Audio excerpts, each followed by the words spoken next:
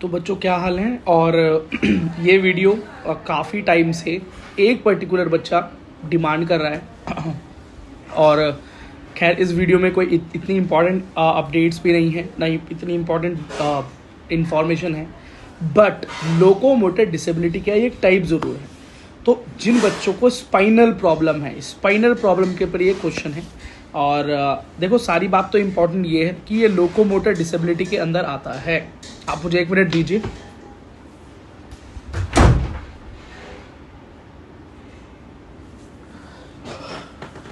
तो locomotor disability का मतलब क्या होता है? जब आपको लोकोमोशन करने में, मतलब एक जगह से दूसरी जगह पे मूव करने में समस्या हो, प्रॉब्लम हो, तो वो बेटा लोकोमोटर डिसेबिलिटी कहलाता है। अब आपके लोअर लिम्ब मतलब पैरों में कोई समस्या है जिसकी वजह से आप लोकोमोट नहीं कर पाते, मतलब आप लोकोमोशन नहीं कर पाते, एक स्थान से दूसरे स्थान पर नहीं जा पाते, तो आप डिसेबिलिटी की कैटेगरी के अंदर आ जाते हो। नीट के अंदर आपको अगर रिजर्वेशन चाहिए पीडब्ल्यूडी अंडर लोकोमोशन, तो आपकी डिसेबिलिटी एटलीस्ट 40% होनी चाहिए। 40 से नीचे होगी तो आपको रिजर्वेशन नहीं मिलेगा पीडब्ल्यूडी का। 40 और 80 के बीच में होनी चाहिए। अगर 80 भी हो गई, मतलब 80% से ऊपर पहुंच गए आप, तो 80% के ऊपर भी रिजर्वेशन नहीं मिलता। तो 40 और 80 के बीच में रिजर्वेशन मिलता है, ठीक है।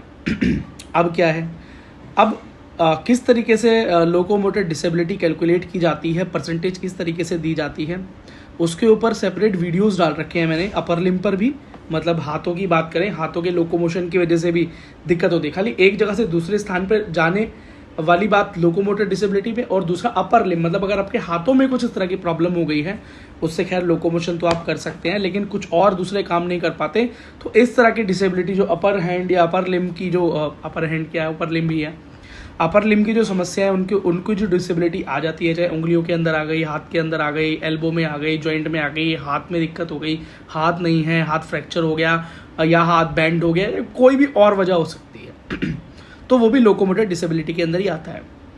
अब इसी से रिलेटेड है स्पाइनल प्रॉब्लम। देखो इस वीडियो के एंड में मैं अपनी पुरानी वो वीडियो ज़रूर जोड़ूंगा जो बच्चों ने अभी तक नहीं देखी होगी, जिसके अंदर मैंने कैलकुलेशन ऑफ लोकोमोटर डिसेबिलिटी की बात की है, इसके अंदर कि किस तरीके से आप अपने लोकोमोशन को कैलकुलेट करते हैं, क्योंकि स्पाइनल प्रॉब्लम लोअर लिम्ब के कैलकुलेशन पर ही डिपेंड करती है। देखो अब सबसे बड़ी बात क्या है, स्पाइनल प्रॉब्लम की कैलकुलेशन का कोई भी मेथड एक्चुअली है नहीं, ठीक है।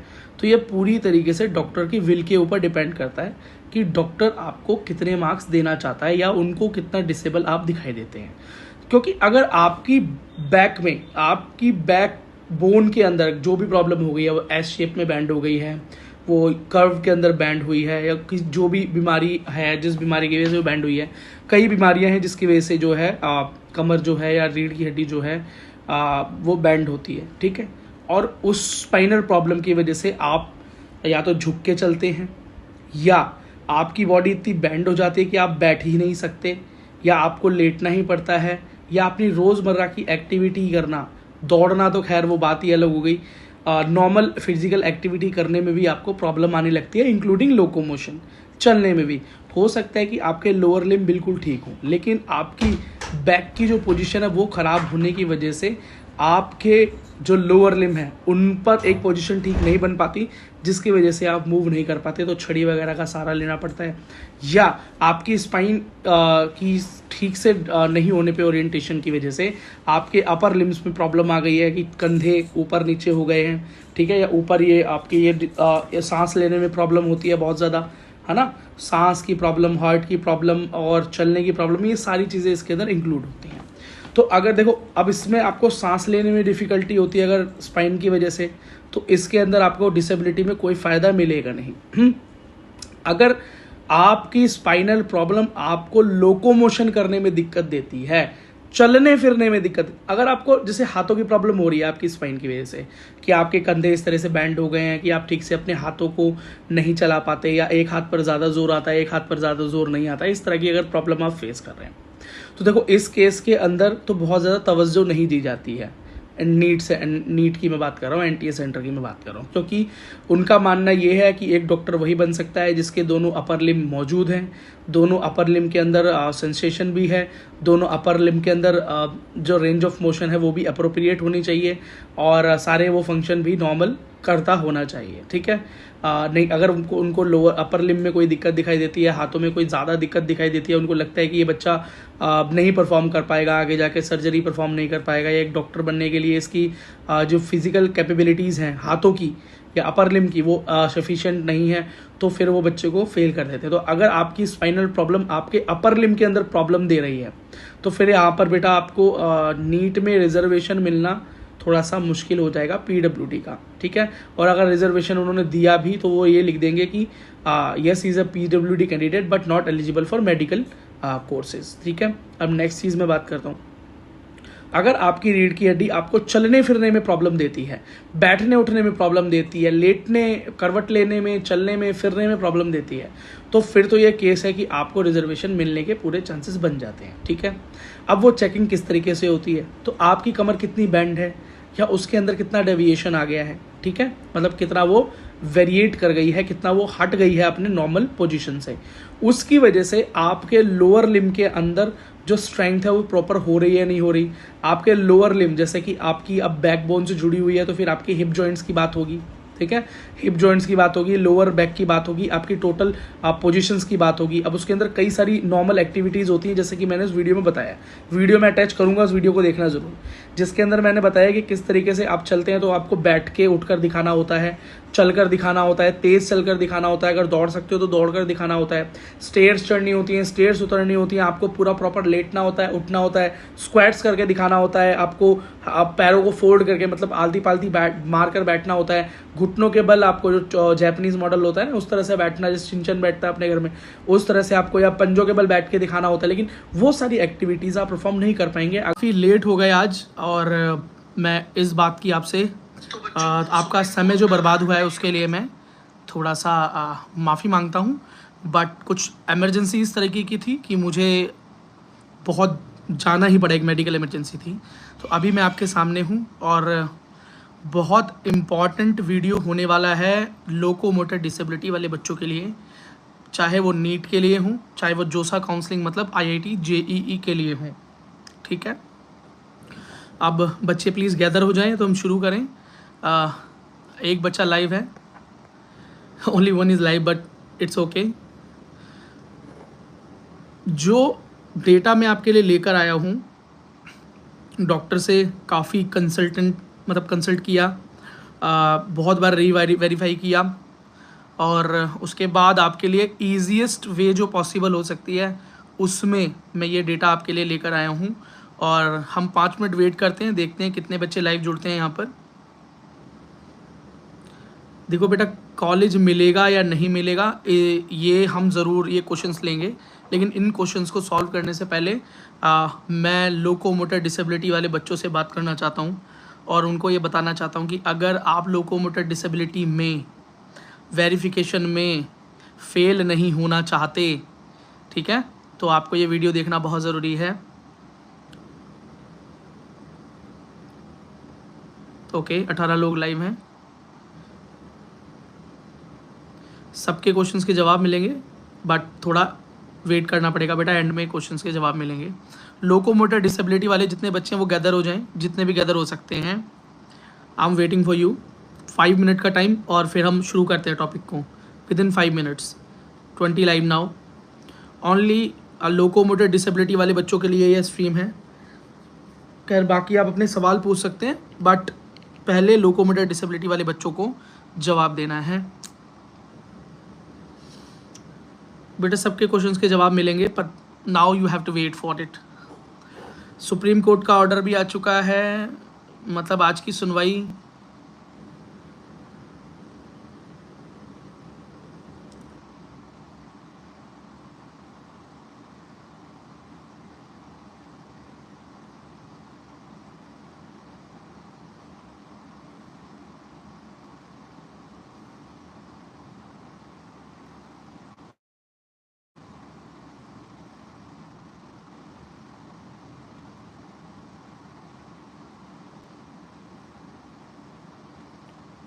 25 बच्चे लाइव हैं।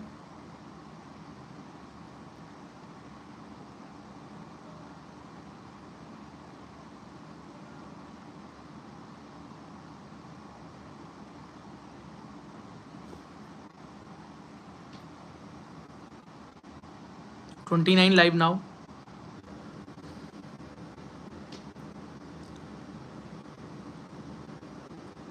कोई सी एक्सरसाइज परफॉर्म नहीं कराते बेटा, बहुत ध्यान से सुनना मैं क्या बोलूँगा, ठीक है। 5 मिनट का टाइम दिया था, 2 मिनट हो चुके हैं, 3 मिनट बाकी हैं। With in 3 minutes I will start, so let's get gather. Locomotor disability वाले बच्चे सुन लें बेटा, आप ये फोकस ना करें कि कौन सा कॉलेज आपको मिलेगा, इससे ज़्यादा आप फोकस करें कि आप नीट की रीवेरिफिकेशन में, फिजिकल रीवेरिफिकेशन में पास भी हो पाएंगे या नहीं। क्योंकि बेटा 10 में से 5 बच्चों को वहाँ पर रिजेक्ट किया जाता है, 10 में से 7 बच्चों को, सॉरी 7 से 8 बच्चे रिजेक्ट होते हैं। तो इट इज़ मोर इम्पॉर्टेंट कि आप पास हों।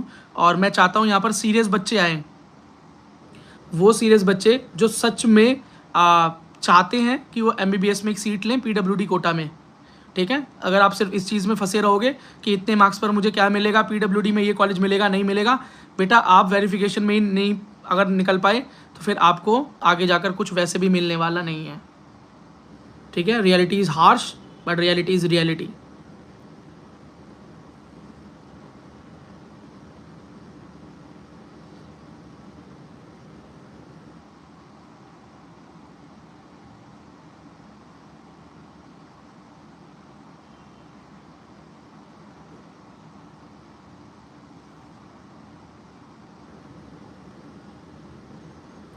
After 2 minutes, I'll start the video. I'll start the session.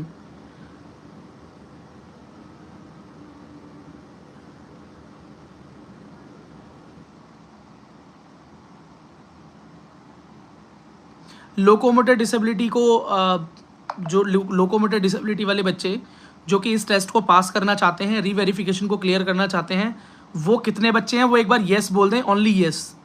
अगर वो बच्चे मुझे यहाँ ज़्यादा मिले तो मैं इस लाइव स्ट्रीम में उसे शुरू करूँगा, और अगर इस लाइव के अंदर वो बच्चे कम मिले मुझे तो मैं इस लाइव स्ट्रीम को एंड करके इन बच्चों के क्वेश्चंस के जवाब देके जो अभी लाइव हैं उनको जवाब देने के बाद सीधा मैं एक नया लाइव शुरू करूँगा जिसके अंदर सिर्फ और सिर्फ PWD कैंडिडेट्स के जवाब दिए जाएंगे, दैट्स इट।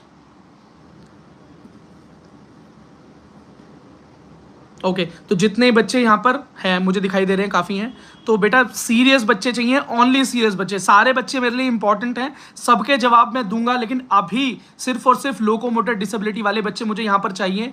बिकॉज बेटा आपकी लाइफ का सवाल है, आपके करियर का सवाल है ये, और जो मेहनत मैं आपके लिए यहाँ पर करके लाया हूँ ना वो आपको सुननी ही पड़ेगी बेटा, सुननी ही पड़ेगी। आपको ये चीज़ नहीं मिलने वाली, पूरे इंटरनेट पर नहीं मिलने वाली बेटा, ठीक है। और ये मैं शॉर्टी से बोल सकता हूँ क्योंकि आप भी ढूंढ चुके होगे और आपको नहीं मिला होगा अभी तक, ठीक।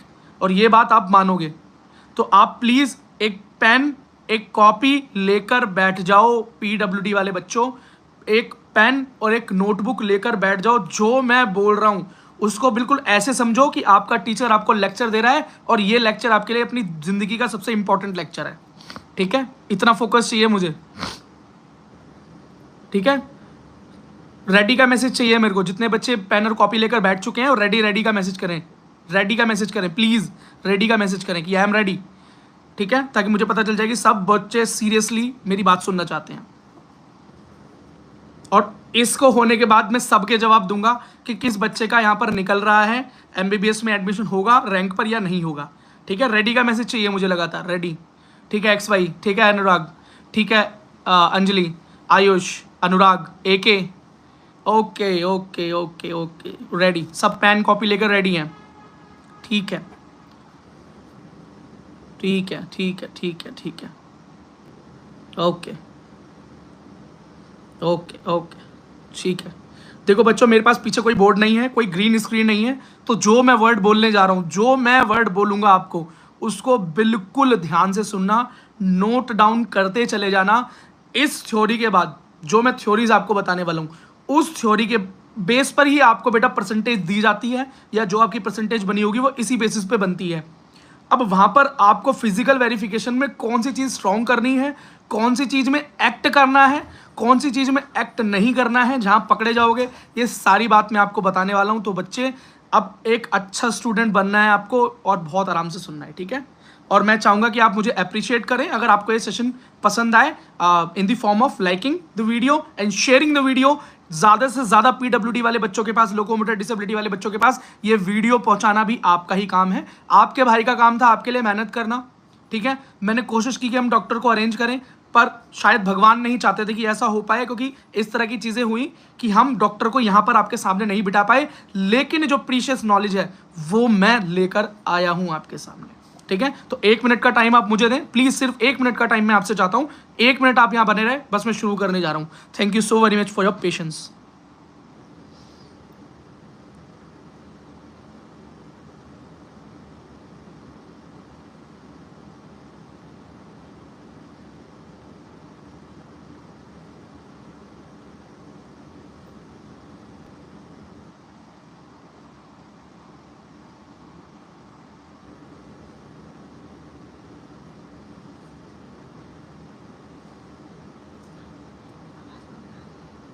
हाँ, एवरीबडी इज लिसनिंग मी।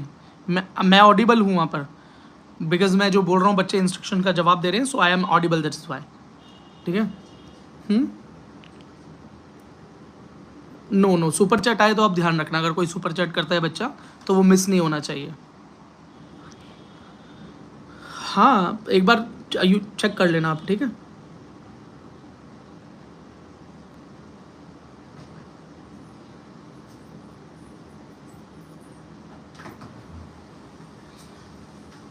लो, ये ले लो, ठीक है बच्चों, लेट्स गेट स्टार्टेड। तो पेन और कॉपी को ध्यान में रखें, मतलब पेन और कॉपी सामने रखें, और अब मैं जो बोलने जा रहा हूं उसको बिल्कुल ध्यान से सुने। देखो बेटा, लोकोमोटर डिसेबिलिटी का मतलब होता है बेटा जिसके अंदर एक पर्सन इनेबल होता है मूवमेंट करने में, चलने में, ठीक है। इस बारे बेटा सारी हियरिंग इंपैयरमेंट के ऊपर बोलूंगा, ब्लड डिसऑर्डर किसी को नहीं छोड़ने वाला है यार मैं, सब बच्चे मेरे लिए इंपॉर्टेंट है। पर अभी आई रिक्वेस्ट यू कि मुझे लोकोमोटर डिसेबिलिटी वाले बच्चों की क्वेरीज को प्लीज सॉल्व करने दो, प्लीज, आई रिक्वेस्ट, ठीक है।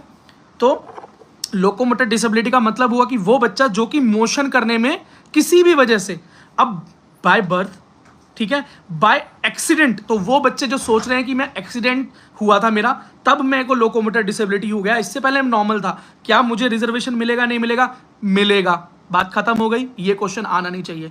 क्या मैं टेम्पररी हूं इसलिए मुझे रिजर्वेशन नहीं मिलेगा? मिलेगा, एनटीए ने मना नहीं किया हुआ, so you will get your reservation अगर आप 40% या 40% से ऊपर हो। एलिजिबिलिटी तो आपको पता ही है, एनटीए में, नीट में, एमबीबीएस में एडमिशन लेने के लिए या किसी भी मेडिकल कोर्स में एडमिशन लेने के लिए आपकी लोकोमोटर डिसेबिलिटी एटलीस्ट 40 या 40 से ऊपर होनी चाहिए, पर 80 से नीचे होनी चाहिए, ठीक है। इस रेंज में होनी चाहिए, 40 to 80, इससे नीचे होगी तो एमबीबीएस तो कर पाओगे लेकिन आपको रिजर्वेशन ऑफ पीडब्ल्यूडी नहीं मिलेगा। लेकिन 80 से ऊपर हो गए तो आपको एमबीबीएस करने भी नहीं देंगे। दैट्स इट, आपको समझ में आ गया, ठीक है। ठीक, तो बच्चों मैं आपकी मतलब जब मैं आपको पढ़ा रहा हूं तो अगर आपके पास कोई क्वेश्चंस आए तो उन क्वेश्चंस को एंड में लेना, लेकिन यस और यस की फॉर्म में और अंडरस्टैंड की फॉर्म में मुझे जवाब देते रहना, ताकि मुझे समझ में आए कि मेरा मैसेज या मेरी बात आप तक क्लियर पहुंच रही है, ठीक। देखो बेटा, अब हमारी जो प्रॉब्लम होती है ना लोकोमोटर डिसेबिलिटी की, मेनली लोअर लिम्ब पर डिपेंड करती है, मेनली लोअर लिम्ब। मैं अपर लिम्ब की बात करूंगा एंड में, हाथों की बात करूंगा एंड में, स्पाइन की बात भी करूंगा एंड में, लेकिन स्पाइन और ऊपर वाले हाथों को अभी एंड के लिए छोड़ते हैं और अभी शुरू करते हैं हम लोअर लिम्ब के बारे में। मतलब हमारी हिप जॉइंट से शुरू करते हैं, पेट से नीचे हिप जॉइंट से शुरू करते हैं, मतलब आपके कूल्हे, ठीक है, फिर आपकी जांघें, आपके मतलब आपके घुटने, फिर आपके एंकल, आपके फुट। आपको समझ में आ गया ये पार्ट? आप बेटा साइंस के बच्चे हो, अच्छे से ये बात समझ पा रहे होगे, ठीक है। तो बेटा अब इसको लिखना, जो मैं पॉइंट बोल रहा हूं उसे लिख लो। अब लोअर लिम्ब बेटा दो जगह, लोअर लिम्ब में जब डिसेबिलिटी या एबिलिटी, सब कुछ बताऊंगा यार, सब कुछ बताऊंगा, please listen to me carefully, सारे पॉइंट क्लियर करूंगा, फिर मैं आपके क्वेश्चंस भी लूंगा, ठीक है। तो लोअर लिम्ब के अंदर जो दो मेन चीजें देखी जाती हैं जिससे कि डिसेबिलिटी या एबिलिटी, मतलब कि बंदा कितना एबल है चलने में या कितना डिसेबल है चलने में, वो कैलकुलेट किया जाता है। तो वो क्या दो चीजें हैं? पहली चीज को नोट डाउन करो, पहली चीज है बेटा मोबिलिटी कंपोनेंट। लिखो बेटा, mobility component, first part, lower limb के अंदर जिसको लोअर लिम्ब अभी समझ में आएगा बेटा, बिल्कुल अभी आपने ज्वाइन किया, इतनी जल्दी समझ में नहीं आएगा। आप सुनो बस, जो बोल रहा हूँ उसको नोट करो, प्रोसीजर को फॉलो करो, ठीक है। तो बेटा लोअर लिम्ब के अंदर फर्स्ट पार्ट क्या हुआ है जिसको सबसे पहले कैलकुलेट करते हैं, दैट इज मोबिलिटी कंपोनेंट, ठीक है। सबसे पहले चेक किए जाते हैं आपके मोबिलिटी कंपोनेंट, और वो क्या होते हैं मैं समझाऊंगा, आप पहले लिख लो मोबिलिटी कंपोनेंट। सेकंड चीज जो चेक की जाती है वो है स्टेबिलिटी कंपोनेंट। क्या है बेटा? Stability component. नोट डाउन करो please, first is mobility component and second is stability component. आपने ये नोट डाउन कर लिया होगा, अगर कर लिया तो यस बोल दो, ठीक है। चलो अब हम स्टेबिलिटी कंपोनेंट के बारे में बाद में बात करेंगे, ठीक है। अभी मोबिलिटी कंपोनेंट के बारे में बात करते हैं। बेटा मोबिलिटी कंपोनेंट को हम समझ लेंगे पहले, और फिर समझेंगे कि पहले मोबिलिटी कंपोनेंट्स चेक किए जाते हैं। जब भी कोई पीडब्ल्यूडी वाला बच्चा जाता है तो या तो पहले उसके स्टेबिलिटी कंपोनेंट्स चेक किए जाते हैं, उसको परसेंटेज दी जाती है, या उसके मोबिलिटी कंपोनेंट्स चेक किए जाते हैं और उसे परसेंटेज दी जाती है। अभी आपको यह समझ नहीं आ रहा होगा भैया ये मोबिलिटी कंपोनेंट क्या है और ये स्टेबिलिटी कंपोनेंट क्या है जो कि मेरा चेक किया जाएगा। तो अब बहुत ध्यान से विद एग्जांपल समझाऊंगा एक एक चीज, जब तक समझाऊंगा नहीं तब तक लाइव को एंड नहीं करूंगा, चाहे 4 घंटे बैठा रहूं यहीं पे आपके सामने, लेकिन आपकी ये दुविधा सुविधा में बदल कर चला जाऊंगा और आपको ऐसा समझा जाऊंगा बेटा कि बस आपको अपने घर पर सिर्फ प्रैक्टिस करनी बाकी रह जाएगी, मतलब एक्टिंग क्लास शुरू करनी है आपको अपने घर में, ठीक है। चलो बेटा अब सुनो, जब मैं शुरुआत कर रहा हूं यहां पे मोबिलिटी कंपोनेंट से, मोबिलिटी कंपोनेंट को जब हम मोबिलिटी कंपोनेंट बोल रहा हूं यार, ठीक है, मोबिलिटी कंपोनेंट को जब चेक करते हैं तो बेटा उसकी टोटल जो परसेंटेज होती है कैलकुलेट करते हैं। जब टोटल आपको एक परसेंटेज दी हुई है ना डिसेबिलिटी की, 40%, 45%, 60%, 70%, वो बेटा बहुत सारी चीज़ों को ऑब्जर्व करके एक टोटल परसेंटेज आपको दी जाती है, ठीक है। डिस्ट्रिक्ट हॉस्पिटल में जो देते हैं डॉक्टर्स, वो बहुत सारी चीज़ें चेक करते हैं। बहुत सारी चीज़ों में क्या है, मोबिलिटी कंपोनेंट चेक करते हैं, देन स्टेबिलिटी कंपोनेंट चेक करते हैं। अच्छा मैक्सिमम परसेंटेज कितनी होती है? तो मोबिलिटी कंपोनेंट की मैक्सिमम परसेंटेज 90% होती है। इस चीज़ को साइड में नोट डाउन करो। मोबिलिटी कंपोनेंट, स्टेबल कंपोनेंट लिखा, स्टेबिलिटी कंपोनेंट, फिर नीचे हेडिंग डालोगे आप मोबिलिटी कंपोनेंट और उसके नीचे लिखोगे टोटल परसेंटेज कितनी कैलकुलेट हो सकती है मोबिलिटी कंपोनेंट में, 90%। लिख लिया होगा आपने, तेज हो बच्चे, ठीक है, ठीक है। अब बेटा अब आपको बात समझ में आने लगेगी जब मैं बोलूंगा। तो बेटा मोबिलिटी कंपोनेंट जिसको टोटल 90% ही कैलकुलेट किया जा सकता है वो एक्चुअली है क्या बेटा? वो है रेंज ऑफ मूवमेंट। मतलब जो हमारे जॉइंट्स होते हैं उनकी एक रेंज होती है मूवमेंट की। जैसे ये मेरी गर्दन है, इसकी रेंज क्या है? मैंने ऐसे मूव किया, फिर मैंने ऐसे मूव किया, फिर मैंने इसको ऐसे मूव किया और फिर मैंने इसको ऐसे मूव किया। यही मोशन है। इसके अलावा क्या मोशन है? ये ऐसे मूव भी हो सकती है और ऐसे भी मूव हो सकती है। लेकिन क्या ये घूम के पीछे जा सकती है? नहीं जा सकती। ये मेरी उंगली है, इसमें जॉइंट्स दिखाई दे रहे हैं बेटा, हाँ। अब ये कैसे मूव हो सकता है? देखो ये ऐसे मूव हो रही है, ये ऐसे मूव हो रही है, लेकिन ये बैकवर्ड मूव नहीं हो सकती, नहीं हो सकती ना। लेकिन अगर किसी की उंगली टूट गई, कट गई, इसमें एक रॉड डाल दी या एक प्लेट डाल दी, रॉड डाल दी, मान लो रॉड ही डलती है, प्लेट तो डलेगी नहीं इसमें, तो क्या ये मूव होगी? ये बेटा कितनी कोशिश करने पर भी मूव नहीं होगी। मतलब हो सकता है इसका ये वाला मूवमेंट डिस्टर्ब ना हुआ हो, यहाँ पर रॉड डली हो, तो ये मूव नहीं होगी। तो ये होगा, इसको क्या बोलते हैं बेटा? Range of movement. अब आपने जॉइंट्स पढ़ रखे हैं ह्यूमन एनाटॉमी के अंदर, या आप अपने घर में बैठ के देख लो यार आपके कौन से जॉइंट में दिक्कत है, ठीक है। तो एक घुटना है भाई, मेरा घुटने का मोशन क्या है? या तो अगर ये मान लो मेरा घुटना है तो कैसे जाएगा? ये ऐसे और ऐसे, ऐसे ऐसे तो जाता नहीं घुटना। अब एंकल की बात करो तो एंकल ऐसे ऐसे भी जाता है और ऐसे भी जाता है, ठीक है। अब हिप जॉइंट देख लो, एल्बो जॉइंट देख लो, शोल्डर जॉइंट देख लो, इन सब के अंदर एक नॉर्मल पर्सन के अंदर जो मूवमेंट होती है ना, उसको बोलते हैं भाई रेंज ऑफ मूवमेंट। क्या बोलते हैं? Range of movement. तो उसको शॉर्टकट में बोलते हैं बेटा ROM। तो डॉक्टर क्या करेगा भाई? सबसे पहले आपको बोलेगा चलो बेड पे लेट जाओ। क्या बोलेगा बेटा? चलो बेड पर लेट जाओ। आपको बेड पे लिटा देगा। फिर क्या करेगा? आपके लोअर लिम्ब में प्रॉब्लम है, वो क्या करेगा? ठीक है जी, पैर उठाओ, राइट पैर उठाओ, लेफ्ट पैर उठाओ। फिर बोलेगा, अब हिप जॉइंट चेक कर लिया उसने, आपके पैर उठे, फिर बोलेगा जी घुटना मोड़ो। फिर आप घुटना मोड़ोगे, फिर वो चेक करेगा कितना रेंज ऑफ मोशन है। फिर बोलेगा एंकल मूव करो, फिर वो एंकल मूव करके देखेगा रेंज ऑफ मोशन। उसने क्या देखा? आपका रेंज ऑफ मोशन देख लिया। उसने देखा कि इसके जॉइंट्स कितने काम कर रहे हैं। अगर किसी जॉइंट में प्रॉब्लम हो गई है, देखो मान लो किसी के हिप टूट गई, उसमें रॉड डली, उसकी रेंज ऑफ मोशन में कोई कमी नहीं आएगी बेटा। क्यों? क्योंकि हिप में कोई जॉइंट, मान लो मेरी कूल्हे की हड्डी से नीचे मेरी जांग की हड्डी टूट गई। मेरी जांग की हड्डी जब टूटी तो मेरी किसी जॉइंट में तो प्रॉब्लम नहीं आया ना, जॉइंट तो प्रॉपर ही चला ना।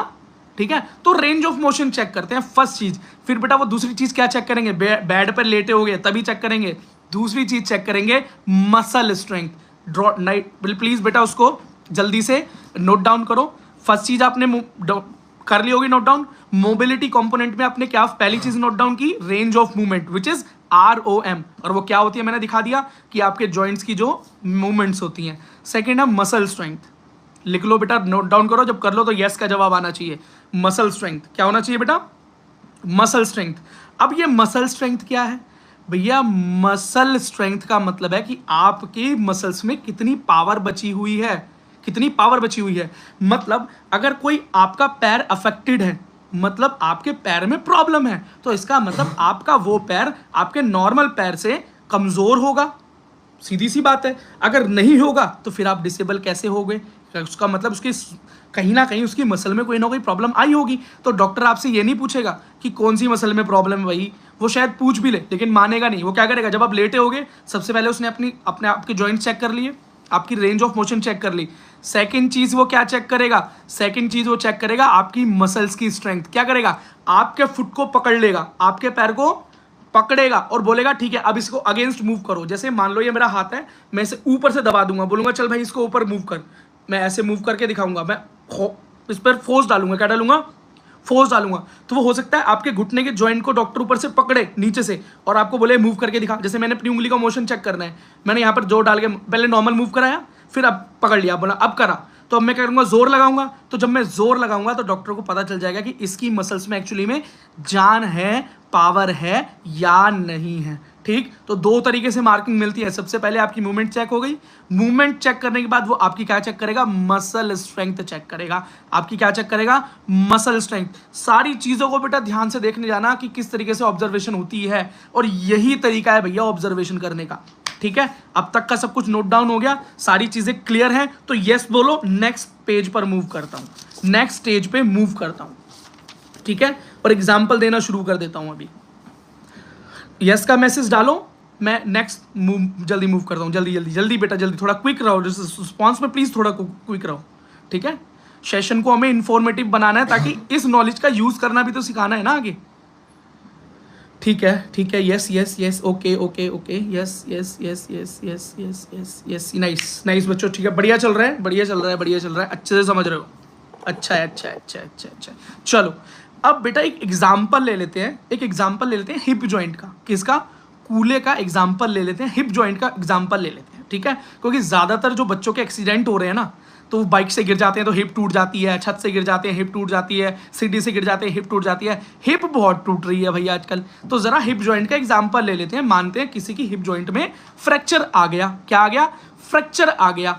आप याद रखना बेटा, रेंज ऑफ मूवमेंट, ठीक है, या मैंने क्या बताया था शुरू में, मोबिलिटी कंपोनेंट की टोटल जो परसेंटेज निकलती है वो कितनी निकलती है, 90%। कितनी निकलती है बेटा, 90%, 90% निकल। इन चीजों को नोट डाउन करना, तब समझ पाओगे, क्योंकि कोई स्क्रीन होती तो ज्यादा अच्छे से समझ पाते, पर स्क्रीन नहीं है तो मेरे वर्ड्स और आपकी नोटबुक के अंदर ये चीजें नोट होनी चाहिए, ताकि जब मैं बोल रहा हूं तो सामने आपको नजर आता रहे कि मैं बोल क्या रहा हूं, हो क्या रहा है, चल क्या रहा है। ठीक है, चलो तो अब हिप की बात कर लो बेटा। अब अपने पैरों को जब आपने चेक किया, हिप को चेक किया, तो हिप कहाँ कहाँ से जुड़ा हुआ है, मतलब पूरा पैर चेक कर लो। मान लो आपके, मैं राइट फुट का एग्जांपल ले लेता हूँ, छोड़ दो। मैं मानता हूँ कि आपके सीधे पैर में प्रॉब्लम है, चोट लग गई थी, या बाय बर्थ कोई प्रॉब्लम है। ठीक है, मैं मानता हूँ आपका एक्सीडेंट हो गया, बाइक चला रहे थे जॉन अब्राहिम की तरह बहुत तेज बाइक चला रहे थे, आपका स्लिप हो गया बाइक और चोट लग गई थी, पैर में कोई हड्डी टूट गई।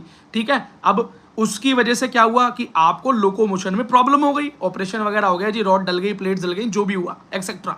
ठीक है, और ये वो बच्चे भी देख लें कि जो बच्चे बाय बर्थ, जो भगवान ने उनको जिस तरह से भेजा है। अब क्या होता है, तो बेटा range of motion, range of motion की टोटल वैल्यू क्या है, 90% है। कितनी है बेटा, 90%। लिख ली, ROM की टोटल परसेंट 90 होती है। तो एक पैर के अंदर, ठीक है, अब बेटा इस उंगली को पैर समझना, इस उंगली को पैर समझना, ये है एंकल, ये क्या है बेटा, एंकल है, ये कूला है। बस इतनी सी बात समझ लेना, ठीक है। अब यार कोई बच्चा होता तो यार पेशेंट होता तो लिटाकर समझा देता, अब तो आपको इससे ही काम चलाना पड़ेगा, आपके भाई के पास तो यही है भाई भी। ठीक है, इसको पैर समझो।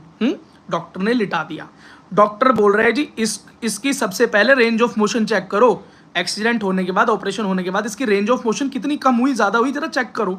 अब मैं मानता हूं कि मैं असिस्ट कर रहा हूं, डॉक्टर सीनियर डॉक्टर यहां बैठे हैं, मैं असिस्ट कर रहा हूं, मुझे कुछ नहीं पता, बस डॉक्टर ने बोला पेशेंट को बेड पे लिटाओ, मैंने लिटा दिया। डॉक्टर ने बोला भैया सबसे पहले इसके जॉइंट्स को चेक करो, सब कुछ सही चल रहा है नहीं चल रहा है, जो कम चल रहा है वो बता देना। ठीक है ठीक है, तो मैं बोलूंगा सर फिर उसके बाद क्या करना है, तो सर बोलेंगे मैं बिजी हूं, एक काम कर बेटा, तेरे हाथ में नोटबुक है और एक जॉइंट की टोटल परसेंटेज 30 है, अगर बढ़िया काम करे तो 30% दे दियो, और कम काम करे तो परसेंटेज मुझे मेरे से पूछ लो कितनी कितनी कम करनी है इसकी। ठीक है, अब क्या हुआ जी, देखो अब बहुत ध्यान से सुननी है बात।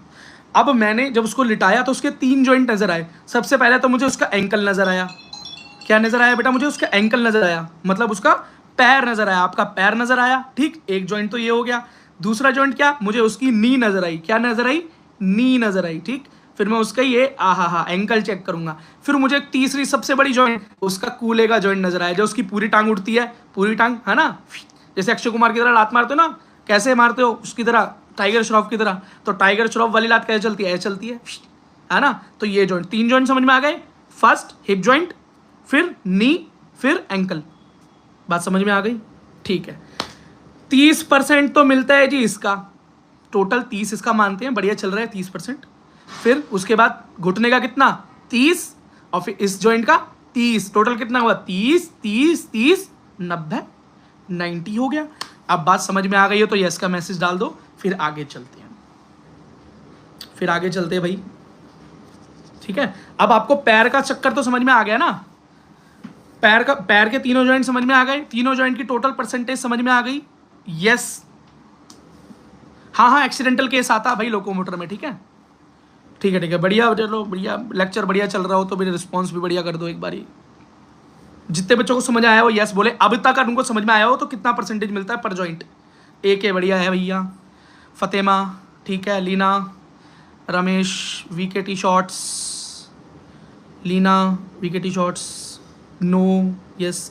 देखो बेटा, ठीक है, चलो अब हम आगे शुरू करते हैं। बच्चों के रिस्पॉन्स है, लेकिन रिस्पॉन्स थोड़े से कम है, पता नहीं बच्चे क्या कर रहे हैं, समझ नहीं आ रहा। कुछ बच्चे समझ रहे हैं, कुछ नहीं समझ रहे, पर जितने भी समझ रहे हैं बहुत ध्यान से समझो। ठीक है, फिर से एक बार रिवाइज करा देता हूँ बेटा। मान लो ये एक टांग है, पेशेंट की टांग है। अब बेटा यही ऐसे काम चलाना पड़ेगा। पेशेंट की टांग है, आपकी टांग है, मेरी टांग है, मैं चला रहा था बाइक, मेरी टूट गई टांग। ठीक, ये टांग है, यहाँ पर मेरा पैर है तो ये एंकल हो गया, ये मेरा घुटना हो गया, ये मेरा हिप जॉइंट हो गया। ठीक, हिप जॉइंट के होते हैं 30%, नी के भी होते हैं 30% और एंकल के भी 30%। तो टोटल एक पैर का कितना हो गया जी, 90%। किस 90%, क्या, मोशन, रेंज ऑफ मूवमेंट। ठीक है, जोड़ों की मूवमेंट का टोटल 90% हो गया। चलो जी अब आगे चलते हैं, इतनी बात समझ में आ गई। अब एक बात याद रखना, जो पैर अफेक्टेड होगा, जिसमें चोट लग जाएगी, या मान लो इसी पैर में चोट लगी, मेरा टूट गया घुटना, ठीक, या मेरी हिप जॉइंट टूट गई, कुछ भी टूटा हो, क्या मेरा वो रेंज ऑफ मोशन नॉर्मल रहेगा? क्या एक लोकोमोटर डिसेबिलिटी वाले बच्चे का अगर पैर में दिक्कत है, क्या उसका range of motion actual normal person के बराबर होता है? नहीं होता ना। तो इसका मतलब रेंज ऑफ मोशन में कमी आएगी, इसका मतलब परसेंटेज गिरेगी। अब वो परसेंटेज कैसे कैलकुलेट होगी? एंकल बढ़िया चल रहा होगा तो पूरा 30 दे देंगे, ठीक है, मतलब ओके चल रहा है, ओके चल रहा है, नी सही चल रही है तो ओके, हिप में दिक्कत है तो परसेंटेज कम करेंगे। कैलकुलेशन सिखाऊंगा एंड में, बहुत ध्यान से समझना बातों को। चलो अब हम बेटा एक एग्जांपल ले लेते हैं। फ्रैक्चर हो गया मान लो किसी के राइट हिप जॉइंट बोन में, किसमें? सीधे पैर की हिप बोन में फ्रैक्चर हो गया। ये हिप हुई ना, इसमें मान लो फ्रैक्चर हो गया। एक नॉर्मल केस मान लो कि भैया हाँ यहां पर क्या हो गया, आपके फ्रैक्चर हो गया। अब क्या होगा? अब देखो भाई, हिप में प्रॉब्लम आ गई, आपके हिप जॉइंट में दिक्कत आ गई, आपके हिप बोन में दिक्कत आ गई, आपकी हिप बोन टूट गई। अब उसको चाहे रॉड से जोड़ा हो, चाहे उसके अंदर बेटा प्लेट्स लगा के जोड़ा हो, प्रोसीजर कुछ भी हो सकता है, सर्जिकल प्रोसेस हुआ, हम ये मान के चलते हैं।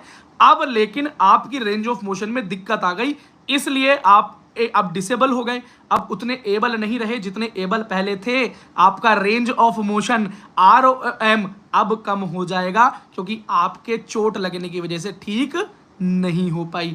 चलो जी अब होगा क्या? अब हिप जॉइंट के अंदर भी, हिप जॉइंट के अंदर भी मतलब हिप की हड्डी के अंदर भी 3 चीजें देखी जाती हैं, और हर जॉइंट में ये 3 चीजें देखी जाती हैं। वो क्या देखी जाती हैं? अफेक्ट होने के बाद। अफेक्ट होने से पहले नॉर्मल केस तो मैंने आपको बता दिया, 30 30 30 टोटल 90।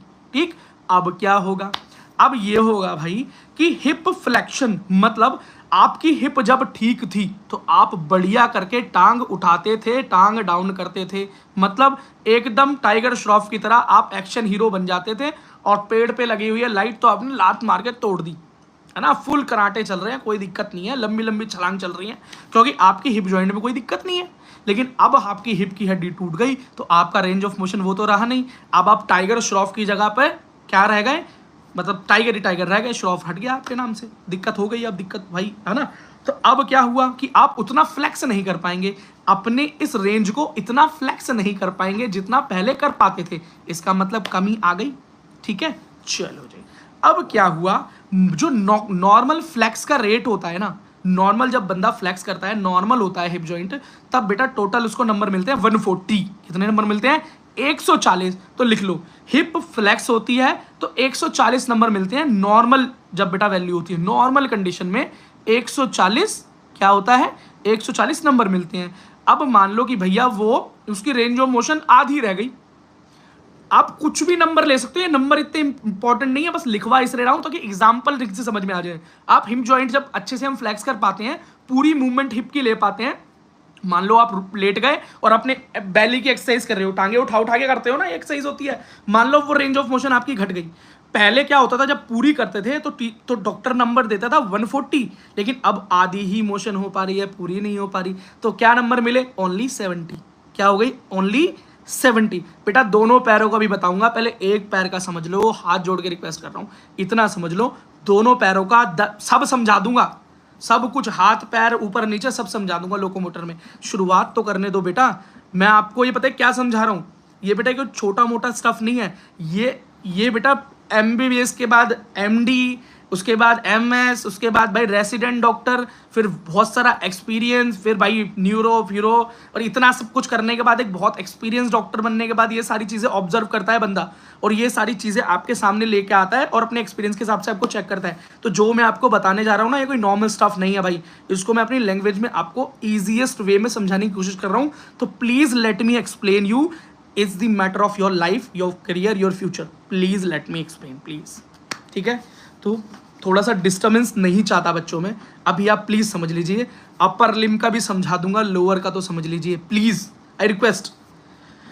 चलो, क्योंकि बेटा मेरा क्या लालच है, अगर मैं आपको समझा रहा हूं तो, हाँ, अगर मैं आपको समझा रहा हूं तो बेटा मेरा क्या लालच है, मैं आपका ही तो अच्छा चाहता हूं ना, तो आप बेटा नॉर्मल तरीके से समझना तो शुरू करो, फिर एंड तक चलेंगे, है ना। चलो, अब क्या हुआ, पहली चीज़ क्या होगी आपकी, भैया फ्लैक्स जो थी वो कम हो गई। ठीक है, फ्लैक्स कम हो गई, टोटल नंबर मिलते थे 140 और अब नंबर मिले 70, क्योंकि आपकी हाफ जो थी मोशन रुक गई। ठीक है बेटा, तो इसका मतलब आपकी कितनी परसेंटेज डाउन हो गई? 50% डाउन हो गया ना। 100% मोशन थी, अब कितनी परसेंट रह गई? ओनली 50%। तो आगे लिख रहे हो ना, पेन चला रहे हो ना, नोट्स बनाओ बेटा इस चीज़ के, जैसे भी लिखो कोई दिक्कत नहीं, गंदा अच्छा जैसे भी, पर लिखो। ठीक, नेक्स्ट क्या है भाई? Hip rotation. अब बेटा आप अपनी हिप को खाली ऐसे रोटेट नहीं कर सकते, आप ऐसे भी अपनी हिप्स को रोटेट कर सकते हो। आप अपने हिप जॉइंट से इस तरीके से भी अपने पैरों को, पूरे पैर को इस तरीके से भी रोटेट कर सकते हो, समझ रहे हो ना। देखो इस तरीके से भी कर सकते हो, तो आप अपना पैर लेट जाओ इस बार, एक बारी बेड पे और चेक करो, ऊपर नीचे भी कर सकते हो, इधर इधर भी कर सकते हो, और इस तरीके से अपनी टांगों को मूव भी कर सकते हो।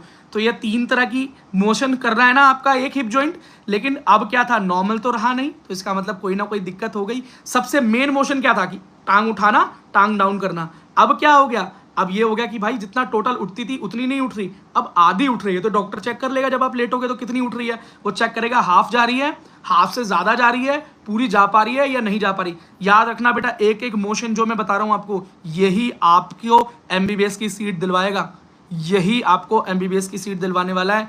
याद रखना, मेरे वर्ड्स गोल्डन वर्ड्स हैं, इतना इंपॉर्टेंट नॉलेज आपको देने जा रहा हूँ बेटा, आपकी लाइफ का सवाल है ये, तो इसको बहुत ध्यान से सुन लो। ठीक है, ज़्यादा बेटा प्लीज़ आप मुझे ना भटकाओ मत, मैं बेटा बहुत अच्छे से समझाने की कोशिश कर रहा हूँ, मैं फिर आपके लिए पूरा अवेलेबल हूँ यार, बहुत सारे जवाब दूंगा आपके, सबको सेटिस्फाई करके भेजूंगा प्लीज़। ठीक है, चलो अब क्या है नेक्स्ट मोशन, मैंने क्या बताया, हिप का रोटेशन भी होता है। जब हिप का नॉर्मल रोटेशन होता है ना, जब आप अपनी टांगों ठीक से घुमा पाते हैं चोट लगने से पहले, तो टोटल नंबर मिलते हैं 90। कितने मिलते हैं बेटा? 90 नंबर मिलते हैं। कितने मिलते हैं बोलो? 90। नोट डाउन कर रहे हो ना। तो 90 नंबर मिलते हैं जब अपने हिप को पूरी तरीके से रोटेट कर पाते हैं। लेकिन अब चोट लगने के बाद आप पूरी तरीके से रोटेट तो नहीं कर पाए। मैं मान के चलता हूं कि आप सिर्फ और सिर्फ जब रोटेट किया और डॉक्टर ने आपको चेक किया तो उसको पता लगा कि आपकी रेंज रोटेशन में भी कम हो चुकी है। फ्लैक्स में तो कम हुई, रोटेशन में भी कम हो गई। और रोटेशन में जब कम हो गई तो कितनी कम हो गई? उसने सिर्फ आपको 30 नंबर दिए। याद रखना, वो पेपर में नंबर लिखेगा, जब आपको चेक करेगा तुरंत फटाफट नंबर लिख रहा होगा, तो एकदम से पर्चे पे नजर मार लेना, पता चल जाएगा आप अच्छा परफॉर्म कर रहे हो, गलत परफॉर्म कर रहे हो। ठीक है, मान लो उसने आपको टोटल 90 में से कितने नंबर दिए? 30। तो अगर उसने आपको 30 नंबर दिए तो आपकी बेटा परसेंटेज कितनी बनी? 100% था जब नॉर्मल चल रहा था, लेकिन अब कितनी बनी? ओनली 66% बनी। एक और चीज चेक करेगा, वो क्या चेक करेगा? हिप की ये वाली मोशन। ये तो कर ली ऊपर नीचे, गोल गोल भी कर ली, अब वो करेगा साइड वाइज लेटरल। क्या करेगा? Side wise lateral. इसको बोलते हैं भाई हिप अबडक्शन और एडक्शन। ठीक है, इसके अंदर भी बेटा टोटल 90 नंबर मिलते हैं। ठीक है, लेकिन मैं मानता हूं कि जब उसने आपको चेक किया तो आपके नंबर बने सिर्फ 60। कितने बने? सिर्फ 60 नंबर बने। तो परसेंटेज कितनी हो गई? 33। नोट डाउन कर रहे हो बच्चों? ठीक है, अब क्या होगा? अब उसने आपकी हिप जॉइंट के, ओनली हिप के सारे मोशंस, सारे रोटेशंस चेक कर लिए, जिसके अंदर उसने आपका फ्लेक्स भी चेक किया।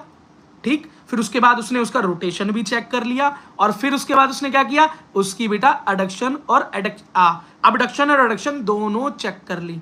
आपकी परसेंटेज क्या निकल कर आई कि भैया जब फ्लेक्स किया तो ओनली 50% कर पा रहा है, जब रोटेट कर रहा है तो ओनली 66% कर पा रहा है, और जब अबडक्ट कर रहा है या साइड वाइज चल रहा है तो ओनली 33% कर पा रहा है। तो अब परसेंटेज कैसे निकलेगी?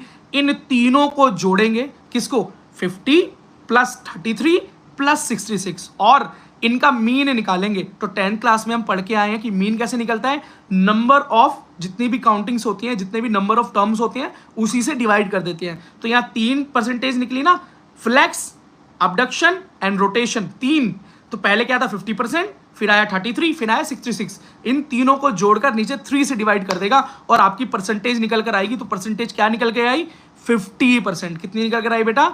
50%। तो इससे क्या पता चला कि इस बंदे की हिप में जब चोट लग गई, हिप जॉइंट में जब प्रॉब्लम आ गई, हिप में जब एक्सीडेंट हुआ, तो अब ये 50% डिसेबल हो चुका है। ठीक, तो आपको पता चल गया कि डिसेबिलिटी कैसे काउंट होती है रोटेशन में।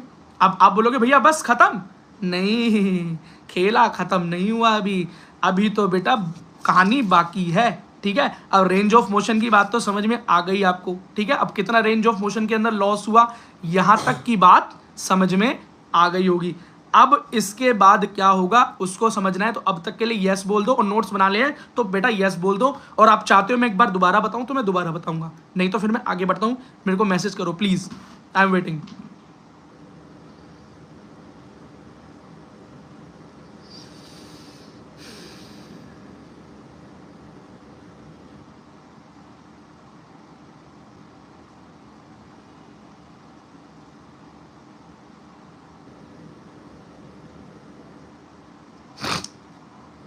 चलो, ज़्यादातर बच्चों को समझ में आ चुका है, और अब मैं एक बार फिर से बेटा वापस लेकर जा रहा हूँ आपको, दोबारा से एक बार वापस लेकर जा रहा हूँ, क्विकली दोबारा से वापस चलेंगे ताकि बच्चों को अच्छे से समझ में आ पाए। ठीक, शुरुआत बेटा, I am not a good teacher, लेकिन I am trying to be. ठीक है, और मैं जो लाइफ लेसन आपको देने वाला हूँ बेटा, वो अब शायद आपके लाइफ में एक ऐसा बदलाव ले आएगा, आपको वहाँ से वहाँ पहुँचा देगा जो आपका और आपके घर वालों का सपना है। ठीक है, तो मैं इस तरह की अप्रिशिएशन भी जाऊंगा ताकि मैं बेटा आपके अलावा दूसरे डिसेबिलिटी वाले बच्चों को भी इसी तरीके से गाइड कर पाऊँ। तो मुझे वो मोटिवेशन और एंथुजियाज्म तभी मिल पाएगा जब आपकी तरफ से वो रिस्पॉन्स मेरी तरफ आएगा। ठीक है, आई ओनली रिक्वेस्ट यू। ठीक, तो आपका तरीका कुछ भी हो सकता है टू सपोर्ट में राइट। ठीक है, चलो शुरू करते हैं। तो मैंने बेटा शुरुआत कैसे की, आप बिल्कुल दोबारा से एक बार समझे, अपने नोट्स को रिवाइज करें। ठीक है, शुरू करते हैं। मैंने शुरुआत की लोकोमोटर डिसेबिलिटी के अंदर, लोअर लिम्ब लिया, उसमें एक पैर ले लिया, याद है पैर लिया था, उंगली को पैर माना था। पैर के अंदर मैंने क्या बोला? Thanks for your appreciation, Lokesh ने 20 रुपए का सुपर चैट किया and thank you, that's mean a lot. ठीक है, तो अब मैंने आपको क्या बोला था कि हमारे पैर के अंदर 3 मेजर चीजें, क्या? हिप जॉइंट, फिर घुटना, और फिर नी, मतलब आपका नीचे टखना जिसे बोलते हैं। ठीक है, 3 चीज समझ में आ गई। मैंने क्या बोला? टोटल की काउंटिंग जब करते हैं तो टोटल परसेंटेज कितनी निकलती है? 90। 30% हिप, 30% नी और 30% आपकी क्या, बोलो बोलो बोलो बोलो, एंकल। चलो इतनी बात समझ में आ गई। अभी हमने क्या किया, ना तो एंकल की बात की ना नी की बात की, हमने सबसे बड़े जॉइंट हिप की बात कर ली। अब हिप टोटल का कितना है, इस टोटल में कितना है, सिर्फ 30% ही तो है ना। अब इस 30% के अंदर भी चेकिंग की हमने। इस 30% हमने ना तो एंकल की चेकिंग की ना नी की चेकिंग की, क्योंकि ये तो नॉर्मल है, इसमें चोट नहीं लगी। चोट लगी थी बच्चे के किसमें, हिप जॉइंट में। अब इस केस को आप किसी भी तरीके से मोड़ के देख लेना। अब मैंने क्या किया कि भैया आज हमारे हिप जॉइंट में चोट लगी, ठीक है, हिप जॉइंट में चोट लगी, तो हमने हिप जॉइंट का केस उठाकर देखा और हमने देखा कि हिप जॉइंट 3 तरीके से मूव करता है। और कैसे मूव करता है, पहला कि वो फ्लैक्स कर सकता है, पहला मोशन फ्लैक्स, दूसरा रोटेशन और तीसरा अबडक्शन, ठीक है, साइड वाइज मोशन कर सकता है। अब अगर वो ठीक से फ्लैक्स करेगा तो पूरा 100% करेगा, पर कर रहा है सिर्फ 50%, ठीक है। और मार्किंग स्कीम क्या थी, पूरा फ्लैक्स करे तो नंबर मिलेंगे 140 और नहीं कर पाए पूरा तो नंबर इससे कम मिलेंगे। हमने केस लिया कि सिर्फ 50% ही कर पा रहा है, मतलब मार्क्स कितने मिले होंगे, कितने 70 मिले होंगे। नेक्स्ट हमने कहा कि रोटेशन कर सकता है, रोटेशन के बढ़िया रोटेशन हो रहा है 100%, तो मार्क्स कितने मिलेंगे, बोलो 90। और अब हमने कहा कि यार रोटेशन तो अच्छे से नहीं हो पा रही, 30 नंबर दिए डॉक्टर ने, तो 30 नंबर दिए तो इसका मतलब परसेंटेज ओनली 66% ही वो रोटेशन कर पा रहा है। अब साइड वाइज मोशन कितना कर पा रहा था, तो सिर्फ और सिर्फ 60 नंबर उसको मिले 90 में से, मतलब 33% कर पा रहा था। इतनी सी बात क्लियर हो गई। तब हमने टोटल निकाला कि हिप जॉइंट में कितनी दिक्कत आ गई, तो हमें पता चला कि हिप जॉइंट के अंदर बेटा टोटल 50% दिक्कत आ गई। कैसे पता चला, 50%, 33 एंड 66% को जोड़ा और 3 वैल्यूज थी तो 3 से डिवाइड किया, इसका मीन निकाला, जो निकल कर आया बेटा 50%। इसका मतलब आपके इस पूरे पैर के अंदर आपको जब हिप जॉइंट में चोट लगी तो आपके हिप जॉइंट को चेक किया डॉक्टर ने और चेक कर कर बताया कि इस बच्चे के हिप जॉइंट में 50% की गिरावट आ गई है। मतलब इसके range of motion of this particular joint is down, कम हो गया, 50% रह गया, 100% से कितना रह गया, 50%। और आपको समझ में आया वो कैलकुलेट कैसे किया गया, ठीक है। अब इस पूरे पैर की, अब यूं तो है नहीं खाली आपको एक हिप जॉइंट की वजह से टोटल परसेंटेज देगा, नहीं, क्योंकि आप खाली हिप से तो चलते नहीं हो, नी का यूज करते हो, एंकल का यूज करते हो। इस पूरे के पूरे पैर को कैलकुलेट करके इसके अंदर से परसेंटेज निकाल के दी जाएगी आपको। अब आप याद करो शुरुआत में मैंने आपको क्या बोला था, टोटल परसेंटेज कितनी है इस पूरे पैर की, तीनों जॉइंट्स मिला के 90%। हिप जॉइंट की कितनी, 30, नी की 30, एंकल की 30। तो बेटा हिप जॉइंट के अंदर जो आपकी दिक्कत निकली वो कितनी निकली, 50%, 50%। इस पूरे पैर के अंदर हिप जॉइंट की कितनी वैल्यू है, 30%, और 30% में आप कितनी निकल के आई, 50। तो बेटा 30 का 30 का 50% कितना हुआ, ओनली 15, कितना 15, क्या बोला बेटा 15%, ठीक है। इतनी बात समझ में आ गई। अरे बेटा एंगल क्या बोलूं, वो कोई प्रकार से नहीं नापता वहां पे डॉक्टर, वो सिर्फ उसका एक अंदाजा होता है। तो अगर मैं कोई एंगल बोलूं, क्या आप लेटकर अपने पैर से कोई पर्टिकुलर एंगल बना दोगे, मतलब ये बात सोचने वाली भी है यार, क्या क्वेश्चन पूछ रहे हो यार। मैं आपको बोलूंगा लेटो चलो 60 का एंगल बनाओ अपने पैर से, बना दोगे एग्जैक्टली 60 का एंगल, ना तो डॉक्टर को ये इस बात का समझ में आता है और ना आपकी थ्योरेटिकल बुक में ये चीज लिखी हुई है। तो ऐसी बातें मैं आपको क्यों बताऊं, क्यों कंफ्यूज करूं, वहां बैठ के 60 और 45 का एंगल बनवाऊंगा क्या आपसे। चलो बेटा फालतू की क्वेश्चन नहीं पूछते, नॉर्मल चीजें पूछो, नॉर्मल। एंगल कुछ नहीं होता इसमें, ये एंगल ऑफ रोटेशन वाली बात ना थ्योरी के अंदर चलती है डॉक्टर्स की, एडवांस लेवल पे नहीं चलती। जिस डॉक्टर के साथ मैं बैठा हूं ना, किस हॉस्पिटल के किस डॉक्टर की मैं बात कर रहा हूं, जिनसे मैं नॉलेज लेके आया हूं, आप सोच भी नहीं सकते, ठीक है। आईएएस आईपीएस लेवल, आईपीएस में तो नहीं, आईएएस लेवल के जो आईएएस बनते हैं ना, विकलांग लोग, डिसेबल लोग, उनकी फाइनल चेकिंग करते हैं वो डॉक्टर, ठीक है ना। तो प्लीज सुन लो जो मैं बोल रहा हूं, उस पर शक करने से पहले, ठीक है बेटा। और आई रिक्वेस्ट कि बेटा प्लीज दूसरे बच्चों का टाइम वेस्ट मत करो, प्लीज दूसरे बच्चों का टाइम वेस्ट मत करो। It is very important, is very important, very very important, ठीक बेटा। अब मैं दोबारा से इस बात को वापस ले जाता हूँ। भैया सब बोलेंगे भैया क्या बार बार एक ही बात को घुमा रहे हो, बेटा मैं आपको समझाना चाहता हूँ इस बात को। आपकी हिप जॉइंट, जब मैंने हिप जॉइंट का एग्जांपल लिया तो निकल कर आया कि हिप जॉइंट के अंदर 50% क्या आया, 50% में क्या आया बेटा, 50% की दिक्कत आई, ठीक है। हमने कैलकुलेट की, पता लगा कैसे। और ओनली अगर हम एंकल जॉइंट की बात करें, सॉरी ओनली हिप जॉइंट की बात करें, तो इस पूरे पैर का सिर्फ 30% ही तो है वो। अब 30% के अंदर भी परेशानी कितनी आ गई बेटा, कितनी आ गई, 50%। तो 30% का 50 कितना होता है भाई? 50% क्या होगा 30 का? 15%। तो इसका मतलब इस पूरे पैर के अंदर जो डिसेबिलिटी कैलकुलेट होगी वो सिर्फ और सिर्फ 15% कैलकुलेट होगी रेंज ऑफ मोशन में। ठीक है, तो इतनी बड़ी चोट लगने के बाद भी डिसेबिलिटी कितनी आई? 15% आई। क्या सिर्फ और सिर्फ 15% ही रहेगी ये? नहीं बेटा, अब इसके अंदर कुछ और चीजें हैं जो कि जुड़ेंगी। अब वो क्या क्या जुड़ेंगी ये जरा अब सुनते रहना प्लीज।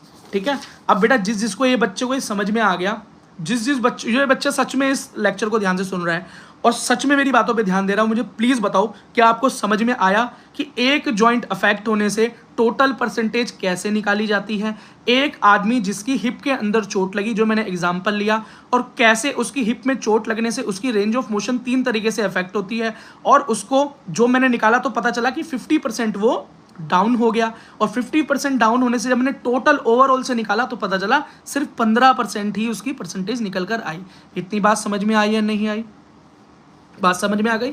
तो बेटा इसी तरीके से हम एंकल को भी, अब एंकल के अंदर क्या रोटेशन हो सकती है? एक बेटा फ्लैक्स होता है एंकल का, मैं इसको पकड़ लेता हूं तो एंकल का फ्लैक्स होता है, मतलब घुटना ऊपर जा सकता है, नीचे जा सकता है, लेकिन इस रेंज से ऊपर नहीं जा सकता, है ना? मतलब हिप का ज्यादा मोशन है एज कंपेयर टू एंकल, तो एंकल का सिर्फ यही मैक्सिमम रोटेशन है, तो इसी के अंदर नंबर मिलते हैं। ठीक है, अब एंकल ऐसे भी नहीं जा सकता, आपका घुटना ऐसे मूव नहीं हो सकता, मतलब सिर्फ आपका घुटना ऐसे ट्रांसवर्स मूव नहीं हो सकता, सिर्फ एक ही मोशन है, ऐसे और ऐसे। ठीक है, यही मोशन बाकी रह गया, तो एंकल में चोट वाले का यही मोशन जो होता है, यही टोटल नंबर निकल के आता है इसी से। एंकल वाले का एक ही मोशन कैलकुलेट होता है, ऊपर और नीचे। तो एंकल में जिसके चोट है, ज्यादा रोटेशन करके मत दिखा देना, फिक्स कर लेना उसे, समझ लेना। ठीक है, प्रैक्टिस कर लो उसकी, हिलना नहीं चाहिए वहां पे ज्यादा। और वो पता चला ना डॉक्टर ने कहा ऊपर कर नीचे कर, तो एकदम से टांग हिला दिया आपने ऊपर नीचे, तो टांग हिलाते हुए घर पहुंचा देगा आपको, वापस कहेगा ठीक है you are not eligible for PWD quota, eligible for MBBS, जाओ जी एमबीबीएस कर लो। अब नंबर आए हैं 300, कैसे कर ले एमबीबीएस? 600 वालों का तो हो नहीं रहा। ठीक है, तो इस बात को ध्यान रखना, एंकल वाले ज्यादा हिला मत देना इसको। ठीक है, और हिप वाले याद रखना, इस हिप को पूरा पूरा मोशन में मत ले आना, कहीं पूरा बोल दो हाँ जी ऊपर करो तो रामदेव बन जाओ, वहां पे पूरा रामदेव बना के ऊपर नीचे कर दो अपने पैरों को, मत करना है, पूरा मोशन मत दिखाना। सुनो, डॉक्टर आपको डराएगा, डॉक्टर बोलेगा ओए अगर तू कॉम्प्रोमाइज नहीं करेगा ना तो तुझे उठा के वापस कर दूंगा, बाहर कर दूंगा, मैं तेरी चेकिंग नहीं करूंगा, ढंग से मोशन कर, ठीक से कोऑपरेट कर। वो ऐसे बोलेगा। वो क्यों बोलेगा भाई? वो उनकी स्ट्रेटेजी का एक तरीका होता है, ताकि वो बच्चा जो झूठ बोल रहा हो उसका झूठ वापस आ जाए, उसकी एक्टिंग खत्म हो जाए। सुन लो मेरी बात को बहुत ध्यान से, ये साइकोलॉजिकल चीज है। तो वो जब आपसे बोलेगी पूरा मोशन दिखा, पूरा मत दिखा देना, बोलना भैया होता ही नहीं है। और जब आपसे वो जबरदस्ती करने की कोशिश करे तो बेटा आप चीखना और रोना, दर्द दिखाना कि भैया बहुत दर्द हो रहा है मैडम, हाथ पैर पकड़ के मर गया भैया, मैं जिंदा नहीं बचूंगा, गिर पड़ना नीचे। लेकिन मोशन पूरा मत कर देना। एक एक मोशन से आपकी बेटा 1% बनेगी, 40% आ जाए बस, फिर तो एमबीबीएस में एडमिशन हो जाएगा, बात खत्म। ठीक है, व्हाइट अप्रैन आपके ऊपर, बात खत्म, दुनिया अपनी मुट्ठी में। यही सपना है ना? तो याद रखना, आमिर खान को नमस्ते करना शुरू कर दो आज से। चलो, अच्छा एक्टर है वो, मुझे अच्छा लगता है। चलो अगला करते हैं। अरे हाथ वालों, स्पाइन वालों, सबको बताऊंगा भैया, मेरी बात तो सुन लो भैया, शुरुआत तो कर लो भैया प्लीज। ठीक है, अच्छा ठीक। अब क्या हो रहा है भाई, सेकंड चीज सुन लो। अब मान लो किसी बच्चे के ऐसी चोट लगी, ऐसी भयंकर चोट लगी कि उसकी चोट में, मतलब अब उसने क्या किया, धूम 3 बना रहा था वो, नॉर्मल धूम नहीं, वो धूम 3 बना रहा था, जॉन अब्राहम से भी आगे निकल गया। अब वो आमिर खान को इतना फॉलो करने लगा कि उसने सीधा आमिर खान वाले स्टंट मारे, और अब क्या हुआ जी, उसकी हिप भी टूट गई, उसकी एंकल भी टूट गई, मतलब घुटना भी टूट गया और ये हिप भी टूट गई। ऑपरेशन थोड़ा बड़ा हुआ, जिसकी वजह से क्या हुआ कि अब एंकल में भी कुछ ना कुछ डल गया, कुछ कटोरी डल गई, हिंज डल गया, कुछ डल गया, और आपकी किसमें, अब आपके हिप में भी ऑपरेशन हो गया। तो आपकी टोटल परसेंटेज कैसे कैलकुलेट होगी? तो पहले वो आपकी हिप को कैलकुलेट करेंगे, तीनों मोशन चेक करेंगे, फिर उसके बाद एंकल को करेंगे और फिर उसे जोड़ देंगे। क्या करेंगे? उसे जोड़ देंगे। नहीं गर्मी लग रही, प्लीज चला दो, एसी चला दो। ठीक है, बात समझ में आ गई? उन दोनों को जोड़ देंगे। मानता हूं बेटा एंकल में निकल के आई आपकी 40%, कितनी? 40%। बेटा कॉपी ले लो, लिखना शुरू करो। देखो आपने हिप कैलकुलेट की थी तो वो कितनी निकल कर आई थी? 15। अब मान लो आपने नी कैलकुलेट की, घुटना कैलकुलेट किया, तो उसकी रेंज ऑफ मोशन निकल कर आई ओनली 40। कितनी निकल कर आई कि भैया 100% मोशन थी, 40% ही मूव हो रहा है जी, तो मतलब 40 निकल कर आ गई। अब आपको पता है पूरे पैर के अंदर नी का कितना कितना शेयर है? ओनली 30%। अब 30% की भी कितनी दिक्कत आ गई? 40। कितनी? 40। तो 40 का 30% कैसे निकालोगे? मैथ्स लगाओ बेटा, मैथ्स कैसे निकालोगे? 40 इंटू 30/100 क्या निकल कर आया? 12। तो भैया 12% दिक्कत आ गई नी में, और भैया आपकी 15% आ गई हिप में। दोनों को ज्वाइंट किया और निकल कर क्या आया कि भैया टोटल 27% डिसेबल हो गया जी बच्चा। तो अब बोलोगे भैया ये तो 27 ही हुआ, इतनी धूम मचा दी और इतनी सब कुछ कर लिया, एक्सीडेंट करवा के टांग भी तोड़वा ली भाई, लेकिन फिर भी हो नहीं पा रहा, 27 ही हो रहा है, इसमें तो मेरा काम ही नहीं होगा, अब मैं क्या करूं? बेटा तो टेंशन मत लो, मैंने क्या बोला था, शुरुआत रोटेशन से होती है, ROM कैलकुलेट होता है, लेकिन इसके बाद मसल स्ट्रेंथ कैलकुलेट होती है। शुरू में बताया था ना कि मसल्स की पावर करने के लिए वो आपको फोर्स करेगा, आपको डॉक्टर क्या करेगा? आपके पैरों को रोकेगा और बोलेगा चलो मेरे अगेंस्ट मूव करो पैर को, ठीक है? आपके एंकल को नीचे से पकड़ेगा, बोलेगा चल भाई चला इसको ऊपर, है ना? आपके क्या करेगा? अपने पैरों को पकड़ के बोलेगा चल ऊपर कर, दिखा मुझे तेरा एंकल जॉइंट कितना चलता है, ऐसे चेक करेगा, ठीक है? समझ में आ गया?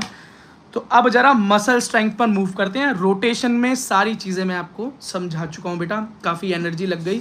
तो अगर बेटा आपको अभी तक समझ में आया है तो मुझे यस का मैसेज करो प्लीज़, फिर हम आगे मसल स्ट्रेंथ पर बढ़ते हैं। देखते हैं कितने बच्चे अभी लाइव हैं जो देख रहे हैं, अभी तक समझ रहे हैं इस चीज़ को।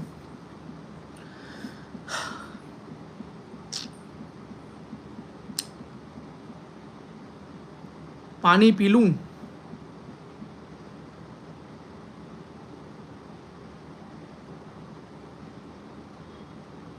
साईं बेटा एंकल में प्रॉब्लम तो है आपके, मैं आपको समझा रहा हूँ, तो न्यूरोलॉजिकल दिक्कत तो नहीं है ना कोई? समझा रहा हूँ फिर भी नहीं समझ रहे यार, एंकल की बात कर तो दी यार, फिर भी आप बार बार एक ही चीज़ पूछ रहे हो। हाँ हाँ, नी का बता देता हूँ। नी का नहीं बता रहा क्या यार? बता तो रहा हूँ भाई, क्यों? एंकल का बता रहा हूँ, नी का बता रहा हूँ, तीनों का बता चुका हूँ शुरुआत से। क्या कर रहे हो बेटा इतने? ऐसे ऐसे पढ़ोगे, ऐसे समझोगे? मैं बोल रहा हूँ आपकी लाइफ का सबसे इंपॉर्टेंट लेक्चर हो सकता है, और उसके बाद भी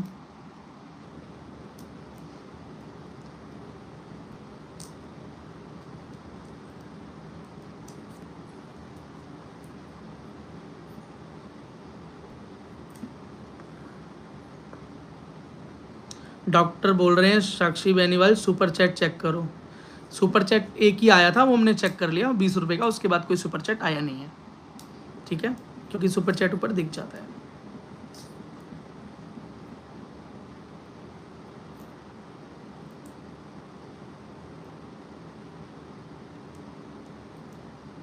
चलो ठीक है बच्चों, अब आपकी ROM टोटल कैलकुलेट करना आप सीख चुके हैं, किस तरीके से हो गया आप सीख चुके हैं, आप उसके नोट्स भी बना चुके हैं, ठीक है? हाँ, तो आप बहुत आराम से सोच चुके हैं, समझ चुके हैं, और अगर आप देखना चाहें तो इस लाइव को थोड़ा सा बैक से स्टार्ट कर सकते हैं, ये मैं लाइव कर दूंगा, ठीक है? तो उसकी टेंशन मत लो, है ना? AK का मैसेज नहीं आया। AK are you not available?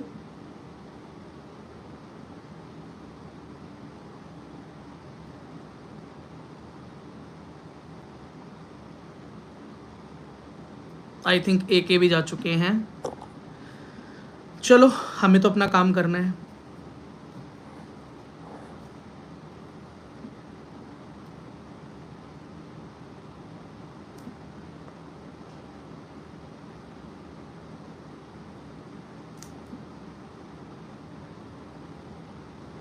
ठीक है, तो बेटा ROM के बाद जब हम रोटेशंस को टोटल कैलकुलेट कर लेते हैं, मतलब आपकी हड्डियों के, आप हड्डियाँ ही बोलेंगे, बोन्स ही बोलेंगे, तो बोन्स के अंदर बेटा जो टोटल आपकी रोटेशन है, उसको जब हम टोटल चेक कर लेंगे कि आपके एंकल्स या आपके जो विप्रोजित दास ने 20 रुपीज़ का super chat, thank you so very much.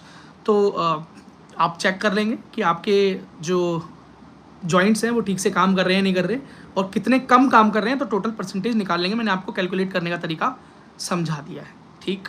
अब हम मसल स्ट्रेंथ चेक करेंगे। क्या चेक करेंगे बेटा? अब डॉक्टर आपकी मसल स्ट्रेंथ चेक करेगा। कैसे करेगा मैं बता चुका हूँ, ठीक है? पुश करेगा और कोशिश करेगा कि आप कर दिखाएं। बहुत ध्यान से समझनी है भाई ये बात, ठीक है।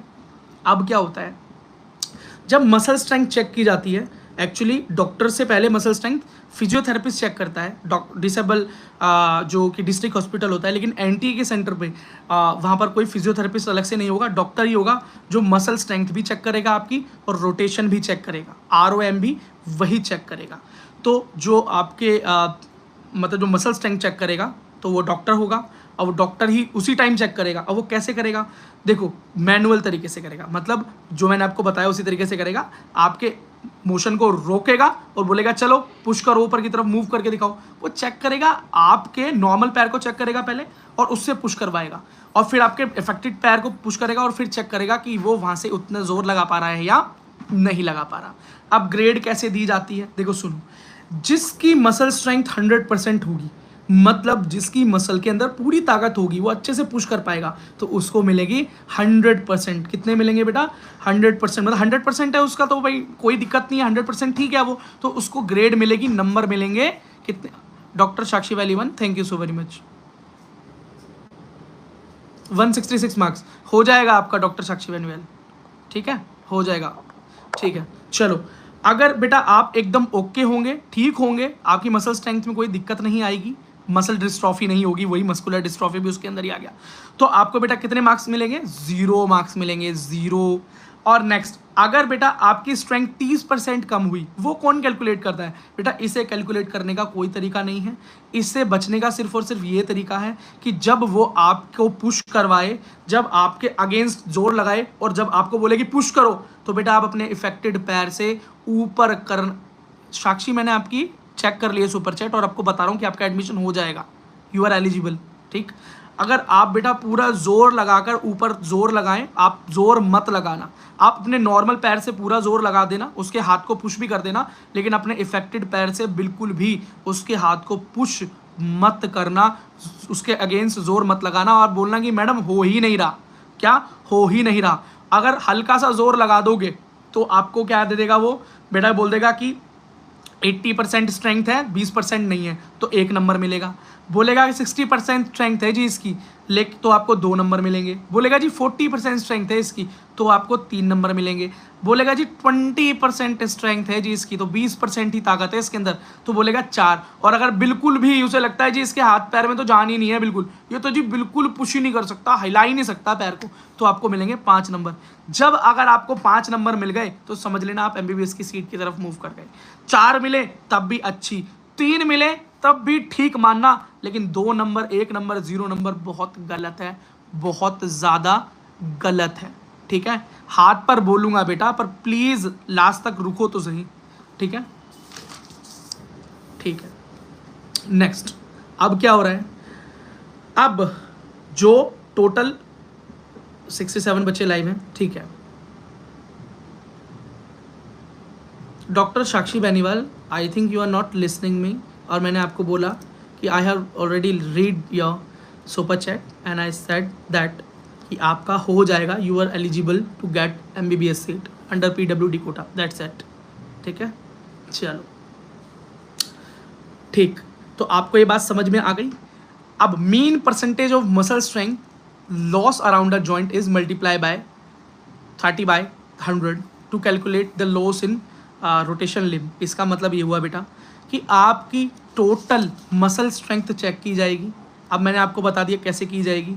अब वो सारी मसल स्ट्रेंथ चेक करेगा, आपकी एंकल की मसल भी स्ट्रेंथ चेक करेगा, हिप की मसल्स भी चेक करेगा, आपके इस नी की भी चेक करेगा, ठीक है। तो आप बेटा अपने इफेक्टेड पैर से, जो भी आपका इफेक्टेड पैर है, चाहे पुश कर भी सके, चाहे आपके पास इतनी शक्ति हो कि आप उसके हाथ को पुश कर सकें डॉक्टर के, तो ज़्यादा पुश मत करना। ज़्यादा कर दोगे तो आपके मार्क्स घटा दिए जाएंगे। जैसे मैंने बताया 100% ताकत दिखाओगे तो 0 मार्क्स दे देगा, 80% दिखाओगे तो 1 नंबर देगा, 60% दिखाओगे तो बेटा 2 नंबर देगा, 40 दिखाओगे तो 3, 20% ही ताकत दिखाओगे तो भैया 4 दे देगा, और अगर बिल्कुल ही ताकत नहीं दिखाओगे, बोलोगे जी हिल भी नहीं रहा जी मुझसे, तो आपको 5 नंबर देगा।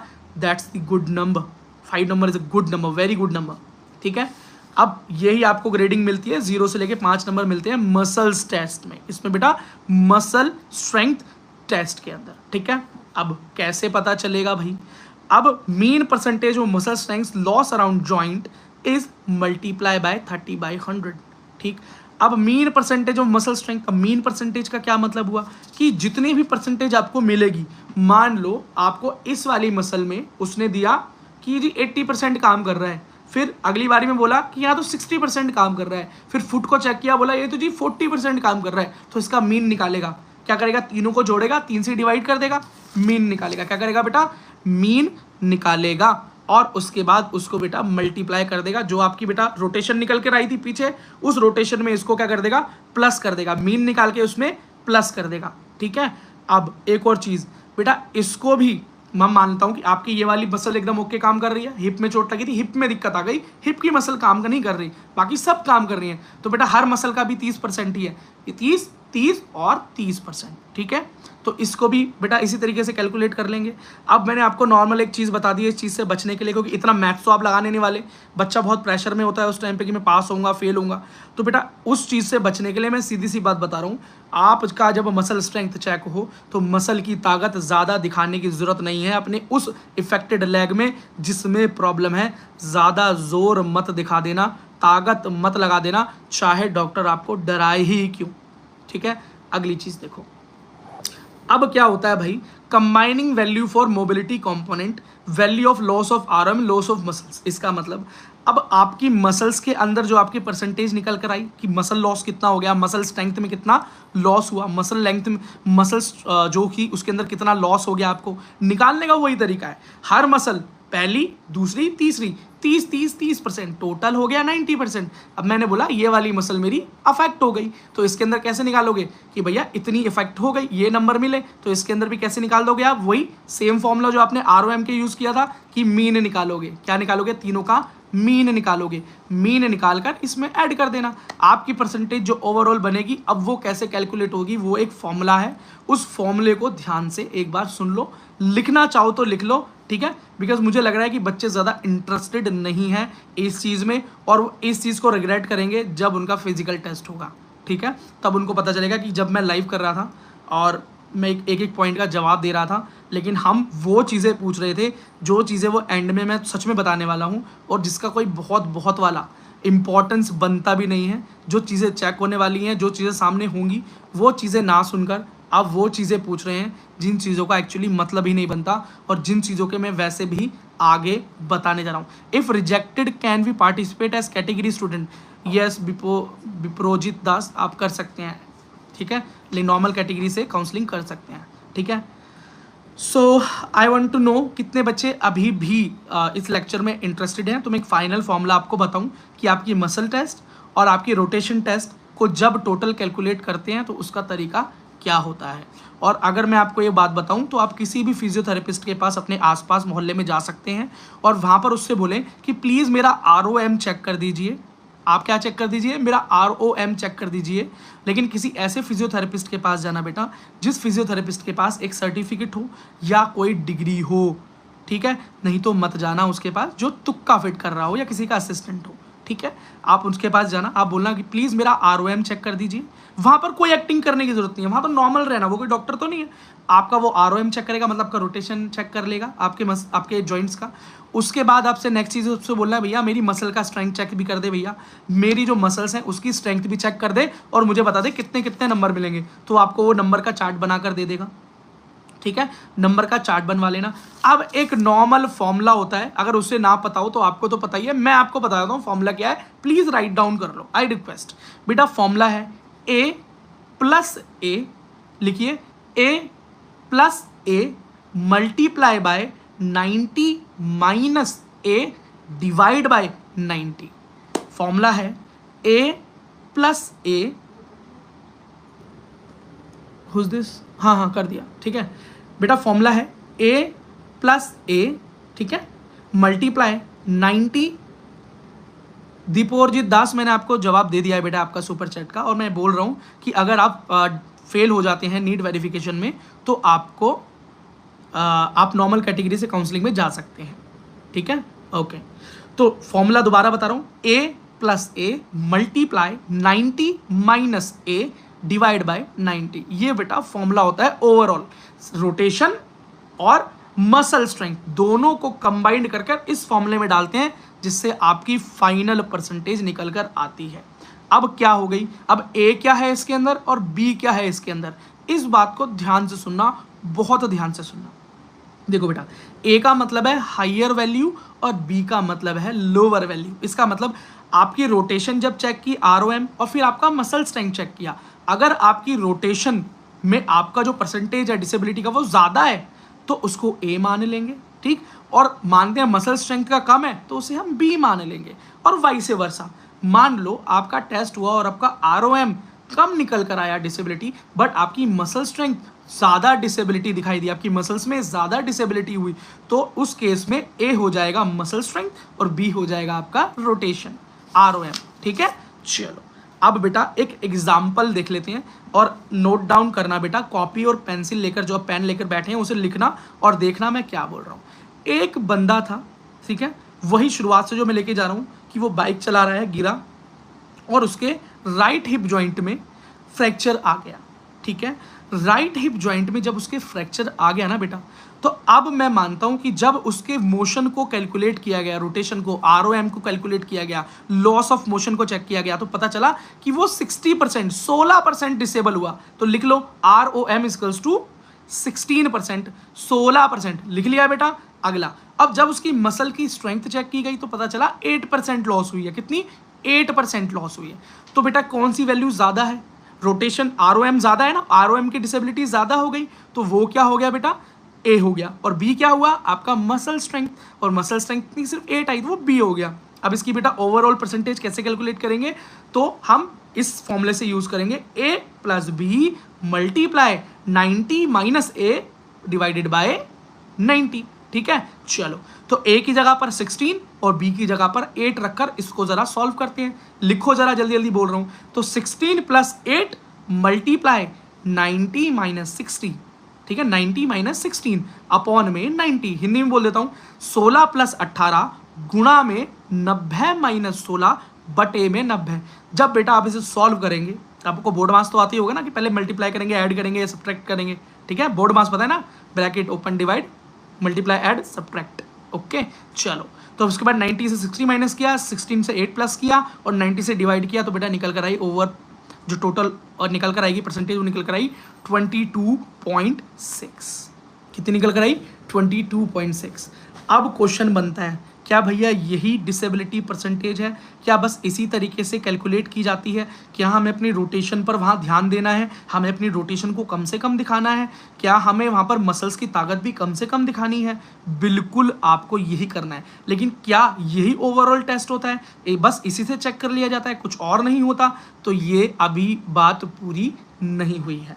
तो बेटा एक लास्ट चीज़ जो वहाँ चेक की जाती है वो ज़रूर सुन ले बेटा, उसका बहुत बड़ा रोल है, जो लास्ट में बात बताना चाह रहा हूँ। क्योंकि अभी हमने मोबिलिटी कंपोनेंट पूरा कर लिया। मोबिलिटी कंपोनेंट में दो चीज़ें मैंने आपको बताई, range of motion and muscle strength, और दोनों को अलग अलग कैलकुलेट करके नंबर्स, मार्किंग, परसेंटेज देने के बाद इन दोनों को कंबाइंड करने का फॉर्मूला बता दिया। तो बेटा आपने अभी तक क्या कैलकुलेट किया? मोबिलिटी कंपोनेंट कैलकुलेट करना सीख लिया। अब क्या चीज़ रह जाती है? वो रह जाती है बेटा आपकी स्टेबिलिटी कंपोनेंट, जो मैंने शुरुआत में आपको लिखवाई थी। तो अब एक बार स्टेबिलिटी कंपोनेंट के बारे में सुन लो कि व्हाट इज स्टेबिलिटी कंपोनेंट और वो आपकी परसेंटेज में किस तरीके से अफेक्ट करता है, which is very very important as well. बहुत बड़ा पार्ट है, बहुत ईजी यही होता है, ईजी यही होता है जो मैं आपको बता रहा हूँ, लेकिन बच्चे फेल भी यहीं पर ज़्यादा होते हैं, ठीक है। अब आप खुद सोचना कि बच्चे कैसे कैसे फेल हो सकते हैं यहाँ पे, है ना। चलो, तो स्टेबिलिटी कंपोनेंट के अंदर क्या होता है? एक्टिविटीज़ करवाई जाती हैं, जिसके बारे में बच्चे हमेशा मुझसे पूछते हैं कि भैया क्या करवाएंगे हमसे वहाँ पर, क्या करवाएंगे भैया वहाँ सेंटर पर, हमसे क्या करना चाहिए, क्या नहीं करना चाहिए। तो अभी तक रोटेशन में समझ में आ गया है क्या करना है, नहीं करना। फिर आपको बेटा इस बात में समझ में आ गया मसल स्ट्रेंथ में क्या करना है, नहीं करना। अब स्टेबिलिटी कंपोनेंट मतलब जिसके अंदर आपसे एक्टिविटीज़ करवाई जाती हैं। कितनी एक्टिविटीज़ करवाई जाती हैं? 9 एक्टिविटीज़ परफॉर्म करवाई जाती हैं। कोई भी 9 एक्टिविटी परफॉर्म करेंगे, 9 से हो सकता है आपसे 5 करवा लें, 6 करवा लें, 4 करवा लें, पर मैक्सिमम 9 एक्टिविटीज़ परफॉर्म करवाते हैं, ठीक। अब वो 9 एक्टिविटी क्या है बेटा? हर एक्टिविटी के 10% नंबर मिलते हैं। कितने मिलते हैं? 10%। अगर आप उस एक्टिविटी को पूरी तरीके से परफॉर्म कर दोगे तो 0% नंबर मिलेंगे। ठीक, अगर आप उस एक्टिविटी को बहुत अच्छे से परफॉर्म नहीं कर पाओगे, बिल्कुल भी नहीं कर पाए, तो 10% नंबर मिलेंगे। डिसेबिलिटी में 10% ऐड हो जाएगी। और अगर उसको थोड़ा बहुत कर लिया, आधा कर लिया, तो 5% देगा डॉक्टर, 6% देगा। कोई इसका पर्टिकुलर स्केल नहीं है, डॉक्टर के मन के ऊपर है, लेकिन आपके ऊपर है, या तो आप उसे कर रहे हो या उसे बिल्कुल भी नहीं कर रहे या आधा कर रहे हो। ठीक है, तो आपकी एक्टिंग के अंदर भैया लेवल चाहिए भाई वहां पे। ठीक है, क्या चाहिए? लेवल चाहिए। अब क्या है भाई, क्या एक्टिविटी होती है? सबसे पहली एक्टिविटी कुछ भी हो सकती है भाई, इसके ऊपर कोई ऐसा तो नहीं है पहले ये करवा लेना बच्चे से, कुछ भी करा सकता है आपसे वो, तो आप नोट डाउन कर लो क्या एक्टिविटीज होती है। पहली एक्टिविटी होगी कि बेटा बच्चे को बोलेंगे कि आप अपने दोनों पैरों पर सीधे खड़े होकर दिखाइए। ठीक, कुछ किसी भी चीज का सहारा लिए बिना दोनों पैरों पर सीधे खड़े होकर दिखा दीजिए। ठीक, अगर आप दोनों पैरों पर बिल्कुल सीधे खड़े हो गए बिना किसी सहारे के, तो आपको क्या निकलेगा? 0 नंबर मिलेगा। क्या मिलेगा? 0 नंबर मिलेगा, 0% मिलेगा। तो आपको क्या करना है उस केस में? अपने अफेक्टेड पैर के ऊपर ज़्यादा वेट ना डालें, अपने अनअफेक्टेड पैर के ऊपर वेट रखें। ठीक है, तो इस तरीके से मतलब बिल्कुल सीधा खड़े होने की जरूरत नहीं है, कुछ ना कुछ ड्रामा करने की जरूरत पड़ेगी आपको। ठीक है, अब बिल्कुल खड़े ही नहीं हो पा रहे, मना ही कर दो। अगर दोनों पैर इफेक्टेड हैं तो ये भी हो सकता है। जिसके बेटा दोनों पैरों में दिक्कत है उसको पूरे 100% मतलब 10% मिलेंगे पहली एक्टिविटी में। दूसरी एक्टिविटी क्या होगी कि आप बिना किसी सहारे के, विदाउट किसी चीज़ के चल कर दिखाएं, वॉक करके दिखाएं। दूसरी एक्टिविटी, तो या तो आप वॉक करेंगे या तो आप वॉक नहीं करेंगे। कर गए तो बेटा 0%, नहीं की तो 10%, और अगर की लेकिन कुछ गड़बड़ करते हुए कि ये टेढ़ा चले मेढ़ा चले, दिक्कत हुई है, दिक्कत है आपको, तो बेटा वो आपको 5% दे, 6% दे, डॉक्टर की मर्जी। ठीक, अब आप खुद देख लो आप कैसे करोगे।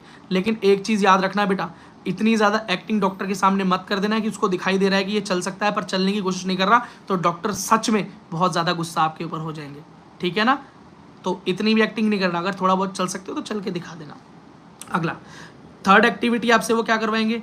आपको एक पैर पर खड़ा होना होगा। आपको एक पैर पर खड़ा होना होगा, या आपको बोलेगा आप पहले नॉर्मल पैर पे खड़े होकर दिखाओ, फिर आपसे बोलेगा कि आप अब नॉर्मल पैर पे खड़े होकर दिखाओ। जिस बच्चे के दोनों पैर अफेक्टेड हैं वो तो बेटा किसी भी पैर पे खड़ा नहीं हो सकता, तो उसको ये एक्टिविटी बोलेगा भी नहीं डॉक्टर, और उसको पूरे 10% यहाँ पर दे देगा। आप बेटा फोर्थ एक्टिविटी क्या होगी, इसके बाद आप सुनते चले जाओ एक्टिविटीज़ में बता रहा हूँ। आपको बोलेगा कि आप घुटनों के बल बैठ कर दिखाओ। मतलब घुटनों पर आप स्क्वाट्स करते हैं ना, उठक बैठक करते थे, स्क्वाट्स करते थे, तो घुटनों पर बैठ के दिखाओ, ओनली नीज पे। मतलब आपके एंकल ऐसे रहें, मतलब आपके जो पैर ऐसे रहें, लेकिन ये मुड़ जाएं। क्या? आपके ये मुड़ जाएंगे, घुटने मुड़ जाएं। मतलब बैठना है यार नीचे, समझ गया ना? ऐसे उठना और ऐसे बैठना, जैसे उठक बैठक करते थे ना, पूरा तो नीचे नहीं बैठते, ऊपर नीचे, ये कर कर दिखाओ। अब आप इसे कितना करते हो? पूरा कर दोगे तो 0% मिलेगा, आधा करोगे तो 5% मिलेगा, और अगर बिल्कुल भी करने से मना कर दोगे तो आपको पूरे 10 नंबर मिल जाएंगे।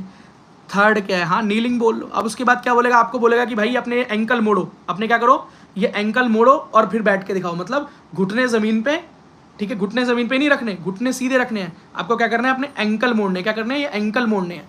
ये एंकल मोड़ के ऐसे समझ लो, एंकल मोड़ने हैं। जैसे बेटा जापानी लोग बैठते हैं ना खाना खाने के लिए, या कुछ एक्सरसाइजेस भी बताते हैं कि घुटने मोड़ कर बैठ जाओ जी, वो सॉरी एंकल मोड़ के बैठ जाओ, टकने, तो टकने मोड़ के बिठवाएगा आपको। तो या तो आप बैठेंगे, बैठ गए तो 0%, नहीं बैठे, मना कर दिया, नहीं कर पा रहे, तो आपको क्या देगा? पूरे 10%, और थोड़ा बहुत बैठ गए करते कराते तो आपको क्या मिलेगा? 50, 60, कुछ भी दे सकता है नंबर। ठीक है, मतलब 50, 60 नहीं, 5, 6, 10 से मिलती है इसमें। अगली एक्टिविटी आपसे क्या करवाएगा? अगली एक्टिविटी आपसे करवाएगा कि आप बेटा आलती पालती मारकर बैठ जाइए। कैसे? धरती पर आलती पालती मारकर बैठ जाइए। आपको पता ना, घुटने समेट के बैठते हैं ऐसे हम, है ना, योगा पोजीशन में बैठ जाते हैं, नॉर्मल आलती पालती मारते हैं, ज़मीन पे बैठते हैं। तो या तो आप बैठेंगे या आप नहीं बैठेंगे। बैठ गए तो 0%, नहीं बैठे तो 10%, और थोड़ा बहुत बैठे जैसे मर्जी ड्रामा करके कि भैया एक पैर से नहीं बैठ पा रहा, दूसरे से बैठ गया, तो क्या नंबर मिल गया आपको? 50%, 60%, कुछ भी दे देगा, 5, 6%, जो उसका मन करेगा। ठीक है, 10 से मिलता है। कई बार मैं बेटा फंबल कर रहा हूँ ना। ठीक है, अब बेटा देखो, टीचर का जो एक बंदा बता रहा होता है ना वीडियो में, रिकॉर्डेड वीडियो के अंदर तो मैं ये सारी बातें बोलकर कब का खत्म कर देता। मैंने इस वीडियो को लाइव सिर्फ इसलिए किया ताकि मैं आपको उस तरीके से समझा पाऊँ जैसे मैं आपको क्लास दे रहा हूँ। तो बच्चों का जब इंटरेस्ट सामने से नहीं आता है ना, तो एक टीचर का इंटरेस्ट अपने आप जाने लगता है। तो वो चीज़ें, ठीक है, वो चीज़ें जो टीचर बहुत इंपॉर्टेंट बताने वाला होता है या अंदर से वो चीज़ें आ रही होती हैं, वो चीज़ें निकलना बंद हो जाती हैं, बिकॉज अप्रिशिएशन या बच्चों की तरफ से रिस्पॉन्स आना जब बंद हो जाता है, ठीक है ना। तो ये चीज़ ज़रा ध्यान रखना। तो बेटा ये टोटल आपकी इस तरीके से कैलकुलेशन की जाती है। और बेटा इसके अंदर एक और जो एक्सरसाइज है वो है कि आप सीढ़ियाँ चढ़कर दिखाओ। आपको किसी सीढ़ियों के स्टेप के पास ले जाएगा डॉक्टर और आपसे बोलेगा इन सीढ़ियों को चढ़ो और उतर कर दिखाओ विदाउट किसी यूज़ के, बिना किसी सहारे के चढ़ कर दिखाओ। या तो आप चढ़ जाएंगे तो 0 और नहीं चढ़ पाए तो 10, थोड़ा बहुत चढ़े तो 5-6 जो नंबर दे दे, ठीक। उसके बाद वो आपसे बोलेगा कि जिस चीज़ से चढ़ते हो सहारा लेके उससे चढ़ के दिखाओ, ठीक है। तो या तो आप चढ़ जाओगे या आप नहीं चढ़ोगे, नहीं चढ़े तो 10 और चढ़ गए तो इस तरीके से नंबर मिलेंगे, ठीक है। फिर आपसे बोलेगा थोड़ा तेज वॉक करके दिखाओ, तो अब आपकी मर्जी, आप तेज वॉक कर गए तो 0 और नहीं की तो 10 और थोड़ा बहुत कर गए तो इस तरीके से। बेटा मैंने आपको स्टेबिलिटी कंपोनेंट बता दिया है। स्टेबिलिटी कंपोनेंट सबसे आसान है, एक्टिंग सबसे ज़्यादा यहीं पर काम करती है, ठीक है ना। अगला, कुछ एक्स्ट्रा पॉइंट भी दिए जाते हैं बच्चों को, कुछ एक्स्ट्रा पॉइंट भी दिए जाते हैं। अब वो किस चीज़ के दिए जाते हैं? गुड एक्टिंग, हाँ ऐसे नहीं दिए जाते। अब सुन लो किस चीज़ के दिए जाते हैं। पहला, अगर बच्चे को बहुत पेन महसूस होता है, क्या होता है? दर्द होता है, तो उसको एक्स्ट्रा पॉइंट ज़रूर बता दिए जाएंगे, ठीक है ना। हाँ 0 बेस्ट है, याद रखना 0 बेस्ट नहीं है बेटा, है कम से कम देखो 10 तक की वैल्यू दी जाती है इसके अंदर कि भैया 10% डिसेबल है ये, है ना, और इतने % कर पा रहा है। तो याद रखना कि बेटा इसके अंदर क्या हुआ, पेन अगर बच्चे को हो रहा है, ठीक है, अगर बच्चे को पेन हो रहा है तो इसके उसको एक्स्ट्रा पॉइंट दिए जाएंगे। तो ज़्यादा आपसे जब बेटा डॉक्टर दबाए, कुछ कोशिश करे आपसे निकलवाने की, बैठाए ज़बरदस्ती, तो दर्द दिखाना है आपको, पेन दिखाना है कि भैया नहीं हो सकता सर, रोना शुरू कर दो, कर सकते हो तो कर लेना यार, करियर की बात है, ठीक। अगला क्या है? डिफॉर्मिटी, मतलब किसी के पैर में इस तरह की डिफॉर्मिटी बन गई है, इस तरह का स्ट्रक्चरल चेंज हो गया है, पैर मुड़ ही गया है, या तो लाइफ मतलब जन्म से ही उसका पैर थोड़ा मुड़ गया है, रोटेट हो गया है, एंकल इस तरीके से मुड़ गया है, तो उस डिफॉर्मिटी के उसको एक्स्ट्रा पॉइंट दिए जाते हैं, ठीक है। नेक्स्ट भाई, अगर सेंसेशन खत्म हो गई है, उस मान लो आपका एंकल टूट गया था या आपका नी टूट गया, लेकिन अब आपको उसको महसूस नहीं होता, ठीक है, तो उसके भी आपको एक्स्ट्रा पॉइंट दिए जाते हैं, ठीक है। लास्ट है भाई शॉर्टनिंग, मतलब अगर आपका जो पैर है वो क्या है भाई, शॉर्ट हो गया है, क्या हो गया है, शॉर्ट हो गया है, तो उसके भी कुछ एक्स्ट्रा पॉइंट दिए जाते हैं। अब जरा एक्स्ट्रा पॉइंट कितने कितने दिए जाते हैं, मतलब एक्स्ट्रा परसेंटेज क्या बढ़ाई जाती है, एक बार सुन लो। अगर किसी की डिफॉर्मिटी हो गई, डिफॉर्मिटी मतलब उसका अंग इस तरीके से हो गया है, इस तरीके से कि वो अजीब सा दिखाई दे रहा है कि पैर बेचारा मुड़ गया है या मुड़ा ही रह गया, ठीक है, एंकल मुड़ा हो गया, उसका पैर क्या था, बहुत पतला हो गया, इस तरह की डिफॉर्मिटीज आपको दिखाई दे जाती होंगी, ठीक है। अगर किसी फंक्शनल पार्ट में, मतलब जो काम कर रहा है पार्ट, जिससे वो चल पा रहा है, अभी कोशिश कर रहा है, उसमें डिफॉर्मिटी हो गई तो 3% मिलता है। और नॉन फंक्शनल पोजीशन, मतलब अब तो भैया वो पैर जिसमें चोट लगी थी वो बिल्कुल काम भी नहीं करता और डिफॉर्मिटी भी हो गया है, तो उसको 6% एक्स्ट्रा मार्क्स मिल जाते हैं, 6% परसेंटेज उसकी बढ़ जाती है, ठीक है। अगला भाई सुन लो, अगर उसको पेन हो रहा है, बच्चे को नॉर्मल पेन हो रहा है तो 3% के एक्स्ट्रा मार्क, मतलब पेन तो दिखाना है। और अगर मॉडरेट पेन हो रहा है, बीच का पेन हो रहा है, बहुत तेज भी नहीं बहुत धीरे भी नहीं हो रहा है, तो उसको 6% के एक्स्ट्रा परसेंटेज। लेकिन किसी को बहुत ही तेज दर्द हो रहा है भाई, बिल्कुल हाथ लगाते ही रो रहा है, उछल के भाग रहा है वो, तो ये समझ लो उसको 9% का एक्स्ट्रा मार्क्स मिलेगा, है ना। तो दर्द पर मिलेगी यहाँ पर जीत। देखा दर्द भी कितना इंपॉर्टेंट है, कैसा दर्द दिलों के कम हो जाते हैं, पर यहाँ दर्द दिलों के कम नहीं करने, दर्द दिलों के ज़्यादा ही रखने यहाँ पे, ठीक है, क्योंकि दर्द दिलों के 9% दिलाएंगे यहाँ पे। चलो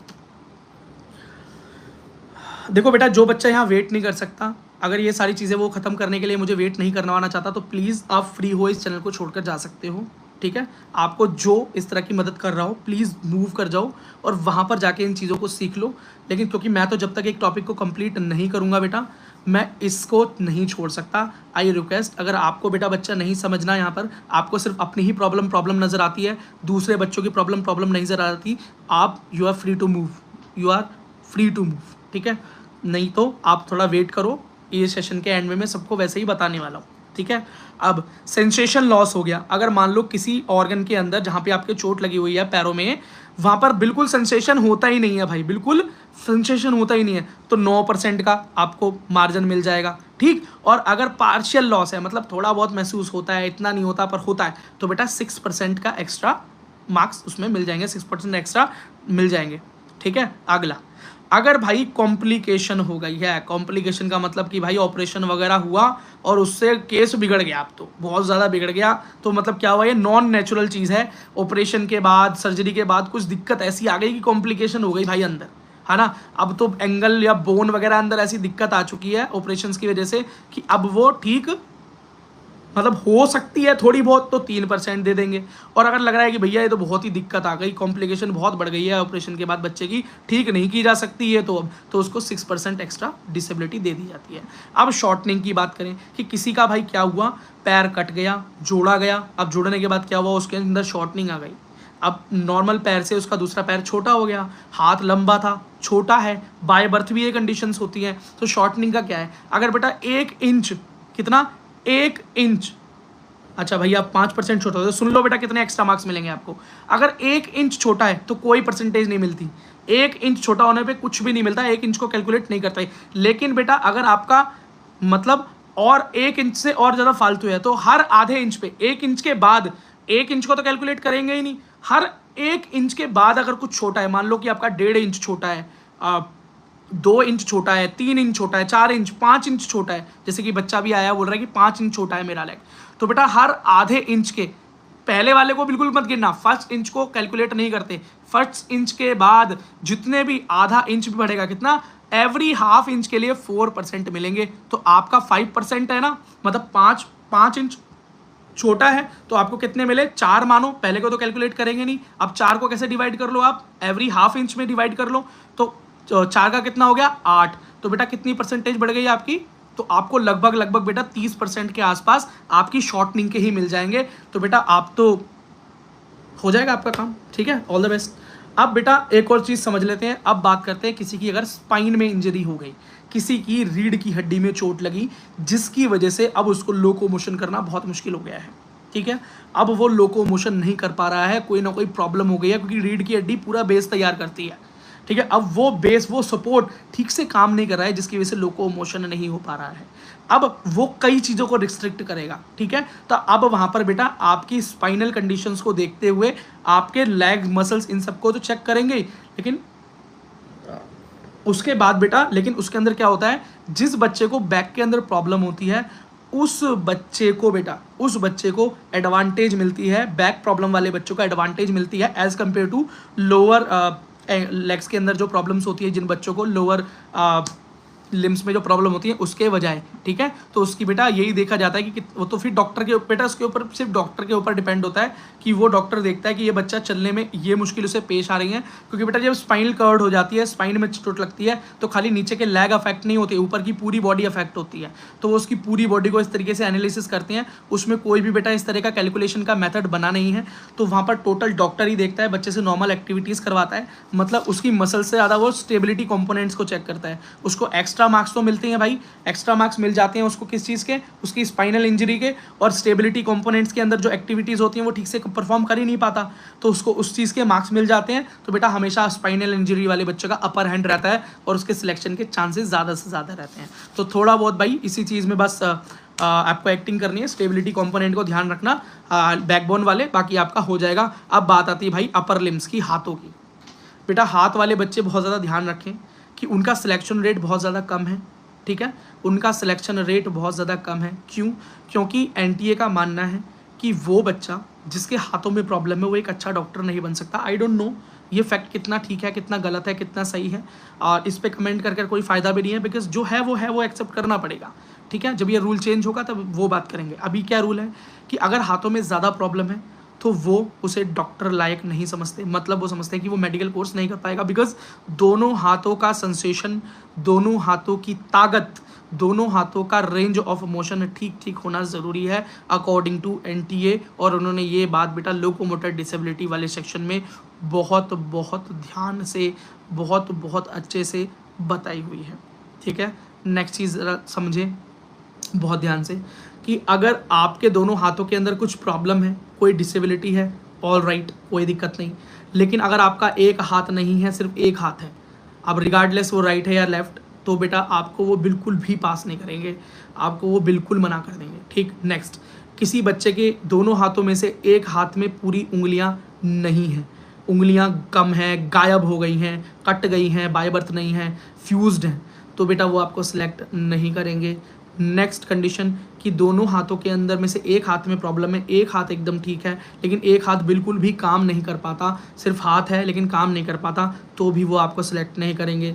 नेक्स्ट कंडीशन, बेटा यहाँ पर सिलेक्ट ना करने वाली कंडीशंस पहले समझ लोगे तो सिलेक्ट करने वाली कंडीशन समझने में आसानी रहेगी, ठीक है।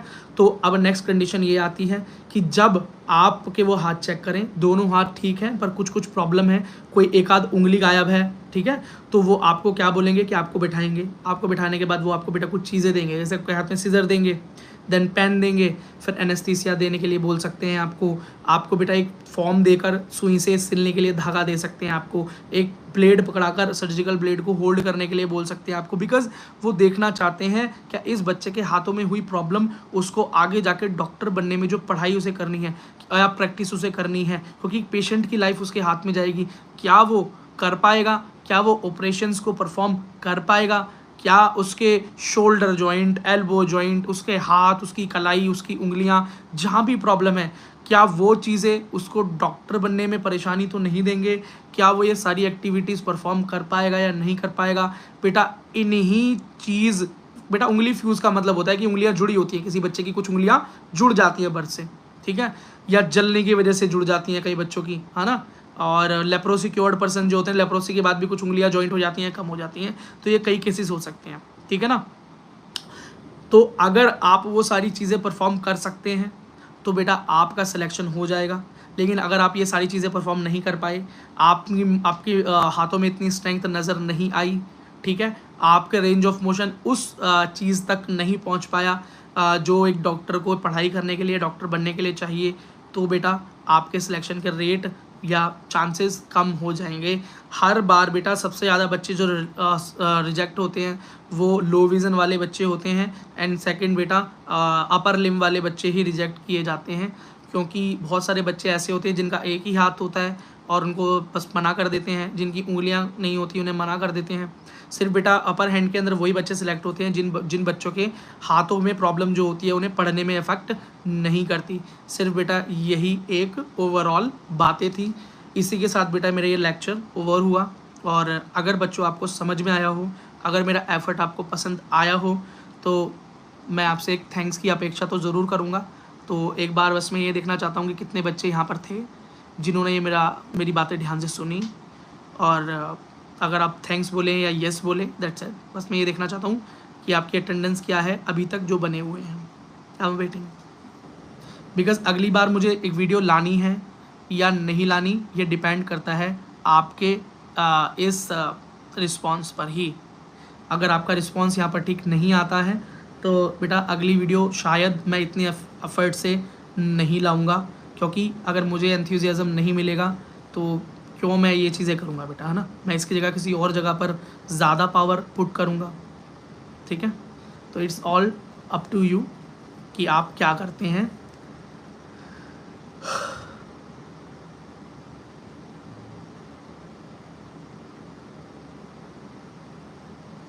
चलो कुछ बच्चों ने थैंक्स बोला है तो यू आर वेलकम बेटा, ठीक है। तो इसी के साथ ये हमारा पूरा पोर्शन ख़त्म हो जाता है। अब आपके कुछ क्वेश्चंस हैं तो आप अपने क्वेश्चंस मुझसे पूछ सकते हैं, एक एक करके मैं जवाब दूंगा। और कट ऑफ्स को लेके क्वेश्चन ना पूछें, कट ऑफ्स के लिए मैं एक अलग से वीडियो कर लूँगा प्लीज़। अभी अगर आपको मुझसे क्वेश्चन पूछने हैं तो अपनी डिसेबिलिटी के ऊपर क्वेश्चंस पूछें, मैं उस पर आपको जवाब दे सकता हूँ। और अगर आपको बेटा जल्दी सवाल पूछना है तो you can use super chat, that's it.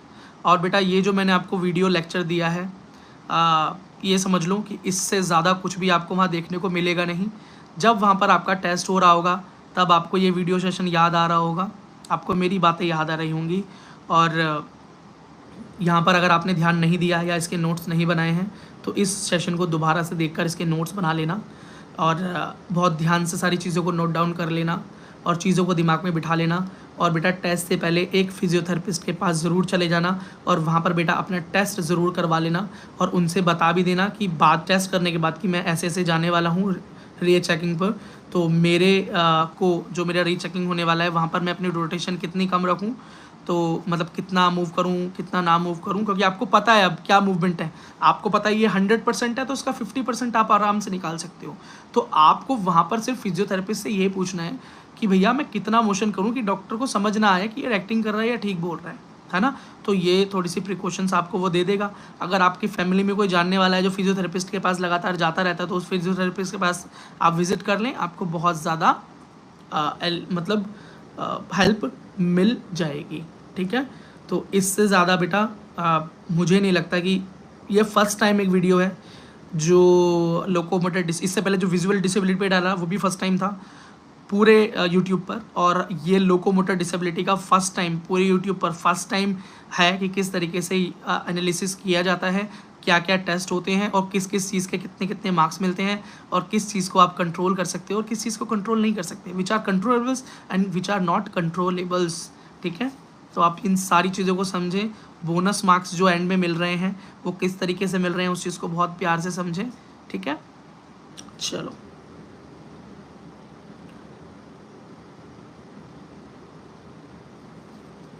Next question पूछ रहे हैं, PWD का वेरिफिकेशन कब शुरू होगा? नोटिफिकेशन आते ही बता दिया जाएगा भैया, जैसे ही आएगा मैं आपको बता दूंगा। तेजस बोल रहे हैं ब्लड डिसऑर्डर के ऊपर लेना। देखो बेटा, ब्लड डिसऑर्डर के ऊपर मैं ऐसे ही कुछ बोल तो सकता नहीं हूँ, तो क्योंकि आई am not expert on that. तो एक्सपर्ट बनने के लिए वैसे भी बेटा बहुत साल की पढ़ाई, बहुत एक्सपर्टीज़ चाहिए होती हैं। एक फिजियोथेरेपिस्ट भी इस सारी चीज़ों को कैलकुलेट करके आपको फाइनल नहीं बता सकता। एक डॉक्टर ही आपको एक ओवरऑल परसेंटेज देने में एबल होता है। तो एक डॉक्टर का कई सालों का एक्सपीरियंस मैंने आपके साथ यहाँ पर कुछ घंटे के अंदर ही आपके साथ शेयर कर दिया है। ये आपके लिए सच में लाइफ चेंजिंग ज़रूर होगा। अगर आप इसे ठीक से परफॉर्म करोगे तो पास हो जाओगे, और इसके अलावा बेटा आपकी मदद कैसे भी नहीं की जा सकती। ठीक है, तो ब्लड डिसऑर्डर पे अगर मुझे वीडियो लानी होगी तो बेटा मुझे कई डॉक्टर्स को अप्रोच करना होगा जो बहुत बहुत सीनियर हैं, और उनसे इस नॉलेज को गैदर करना होगा। कई घंटे उनके साथ बैठना होगा, शायद उनके कुछ काम भी करने पड़ जाएँ। और क्योंकि एक तरीके का बेटा ये काम ही हुआ किसी से फ्री में इतनी नॉलेज ले लेना, तो फिर वो नॉलेज ले कर उन आप तक पहुंचाने का बेटा एक पूरा का पूरा एक लंबा प्रोसेस है। तो उसके लिए मुझे बहुत मोटिवेशन की ज़रूरत पड़ेगी अब, बिकॉज़ इस सेशन में मैंने सोचा था कि बहुत अच्छा रिस्पांस मिलेगा। रिस्पांस आया, बच्चे थे यहाँ पर जो सुन रहे थे, बट इतने बच्चों का रिस्पांस यहाँ नहीं आया जितना कि मैं एक्सपेक्ट कर रहा था, जितने कि मेरे पास क्वेश्चंस आते थे कि भैया हम रिजेक्ट होंगे या सिलेक्ट होंगे। और मैं बहुत मेहनत की है बेटा इस सेशन के लिए, बहुत ज़्यादा डॉक्टर्स के पीछे, मतलब मैं लगातार 1 महीने के आसपास हो गया है, तब जाके मुझे इतनी चीज़ें बताई गई। फिजियोथेरेपिस्ट से मीटिंग, सीनियर से मीटिंग, जूनियर से मीटिंग, देखने वालों से जिसने भी थोड़ा बहुत देखा, मेरा एक्सपीरियंस, बच्चे, सारा एक्सपीरियंस घोल घाल के बेटा आपके लिए नोट्स बनाए। तो ये नोट्स जिसको चाहिए हो मैं अपने टेलीग्राम चैनल पर डालने वाला हूँ। आप बेटा हमारे टेलीग्राम चैनल आपको मिलेगा, हमारी यूट्यूब के अबाउट सेक्शन में जब आप जाएंगे तो आपको हमारे टेलीग्राम का और इंस्टाग्राम का लिंक मिलेगा। वहाँ पर आपको ये हैंड रिटन मिल जाएगा। आपने लिखा है, अच्छी बात है, आपको ये हैंड रिटन मिल जाएगा। मैं हैंड रिटन जो मैंने नोट्स बनाए हैं ये नोट्स आपको मिल जाएंगे। तो आप बेटा हमारे टेलीग्राम चैनल से जुड़ जाएँ ताकि आपको ये हैंड रिटन नोट मिले, बाद में आपको काम आने वाले हैं। ठीक है, और बेटा जितने भी बच्चों के क्वेश्चंस हैं जिस भी चीज़ को रिलेटेड हैं, कट ऑफ से रिलेटेड हैं, और जितने भी क्वेश्चन हैं मैं उन सबको सॉल्व करूँगा, बट अभी नहीं, आज जो शाम को इवनिंग में लाइव सेशन होगा वहाँ पर। ठीक है, तो मैं बेटा शाम को मिलता हूँ आपसे, है ना। Thank you so very much, and I hope मेरा ये एफर्ट आपको हेल्प करे, एक MBBS सीट आपको ज़रूर मिले, आप इस बार रिजेक्ट ना हो, मैं यही होप करता हूँ। ठीक है, चलो थैंक यू।